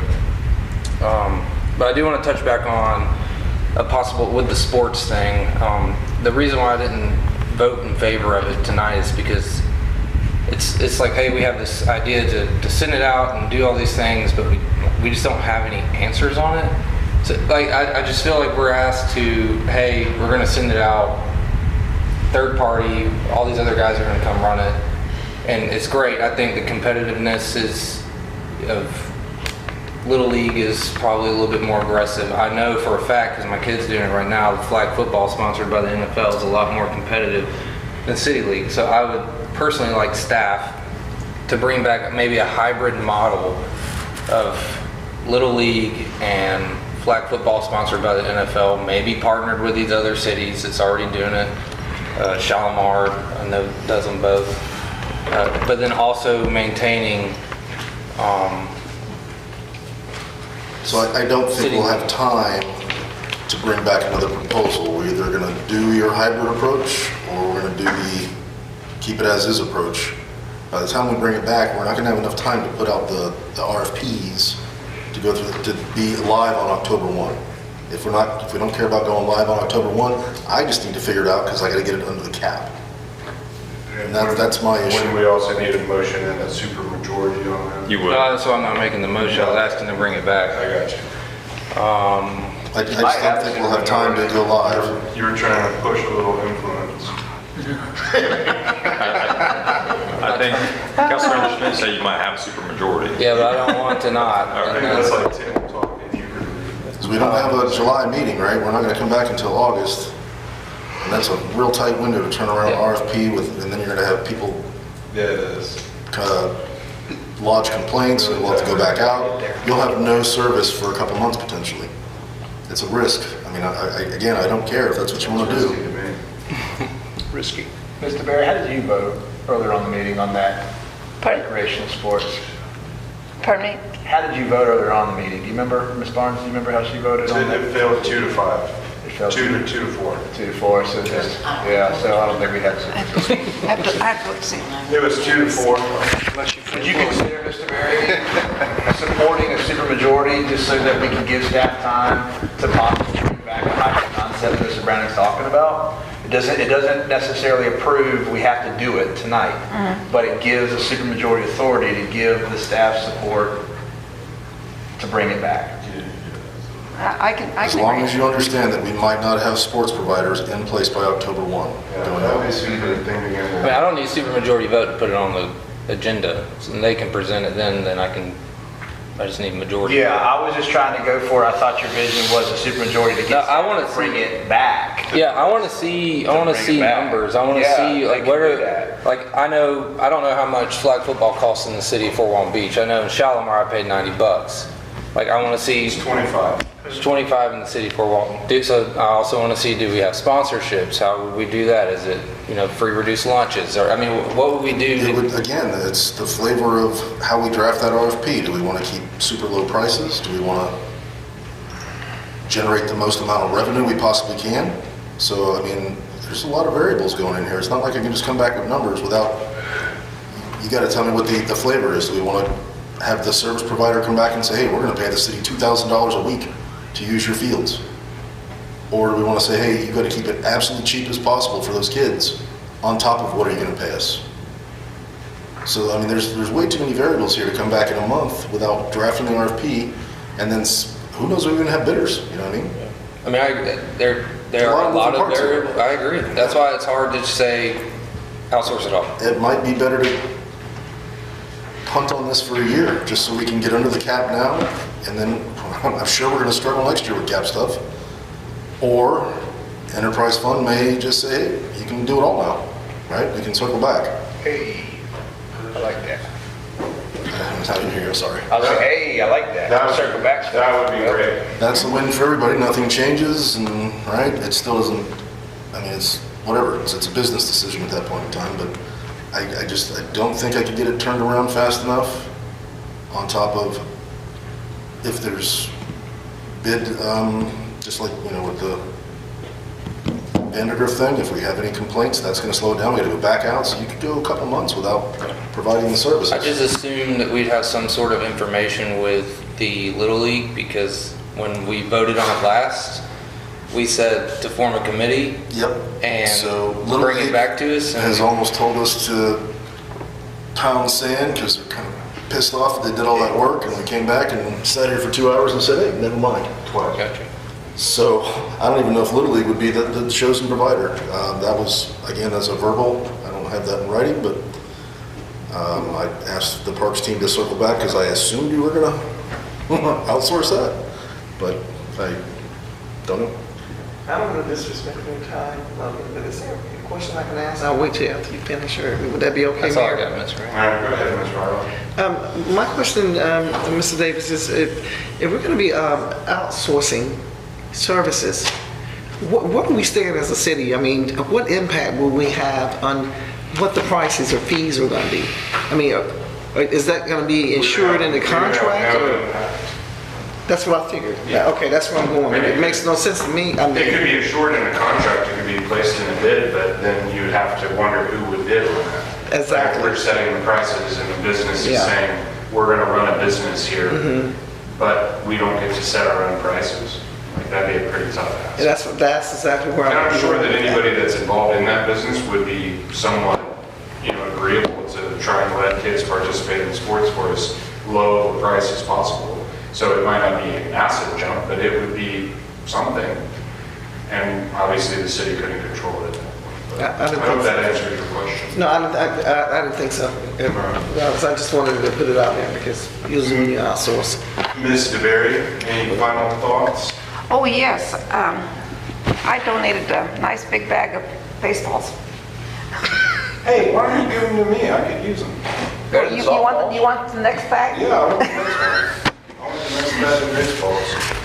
What I would like to have the staff do is whenever you're developing or writing the contracts with the teams that are playing in the fields behind my house, is that if the 11-year-old baseball player hits a home run and the ball lands in my yard, in my neighbor's yards, or anybody's yard, that the parents don't come into our yards, our private property, and peer into the window and all the above.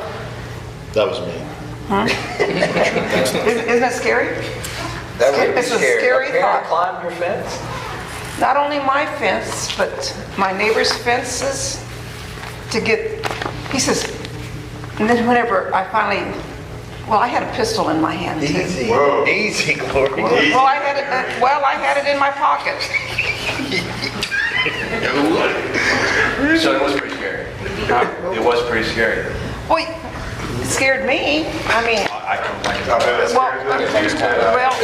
well, you know, I told him, I says, he's banging on my door and peering in my window and all these other things, you know, yeah. Yeah, I don't want nobody pushing on there. Yeah, well, so what I'm asking is,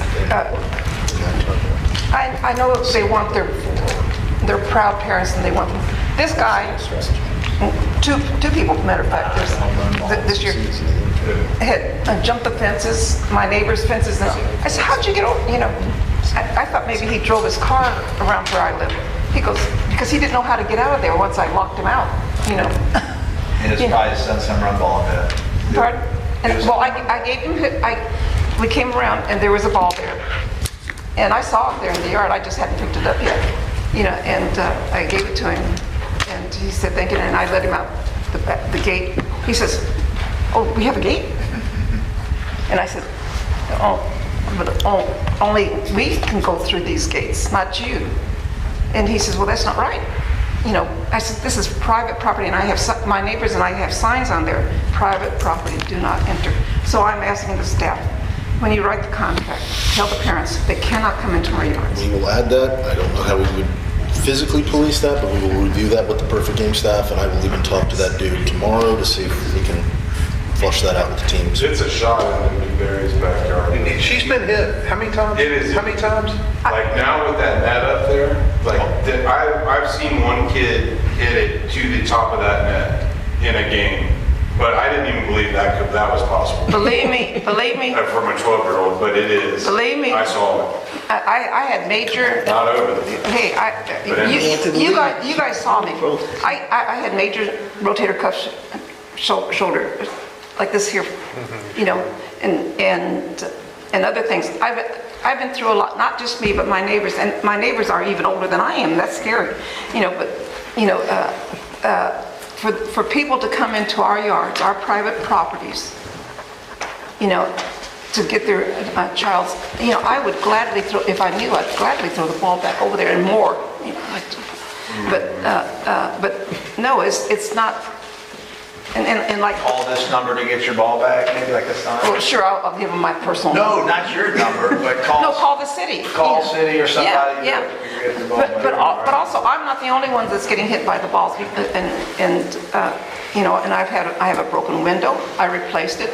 I repaired my physical body. I repaired. I didn't, and and I'm sitting in this guy's seat right now that told me that the visitors have priority over their safety is more important than the residents. Much like gravy, I got you covered. I like it. So call the city, they'd pay for it. No. Like the fence. Well, he's going through a deal with Rob Smith, I think, with some windows breaking in over there. You know, so, you know, I'm not asking you to repair my windows. I'll let Rob Smith throw me through a plate glass window if we can get this cap situation figured out. So that's why, but you have to live where we are and what I've gone through, what my neighbors and I have gone through with the back there, you know. So, and that's why I'm here. So it's scary. I agree with you. All right, I have nothing. Good night. Hey, don't forget.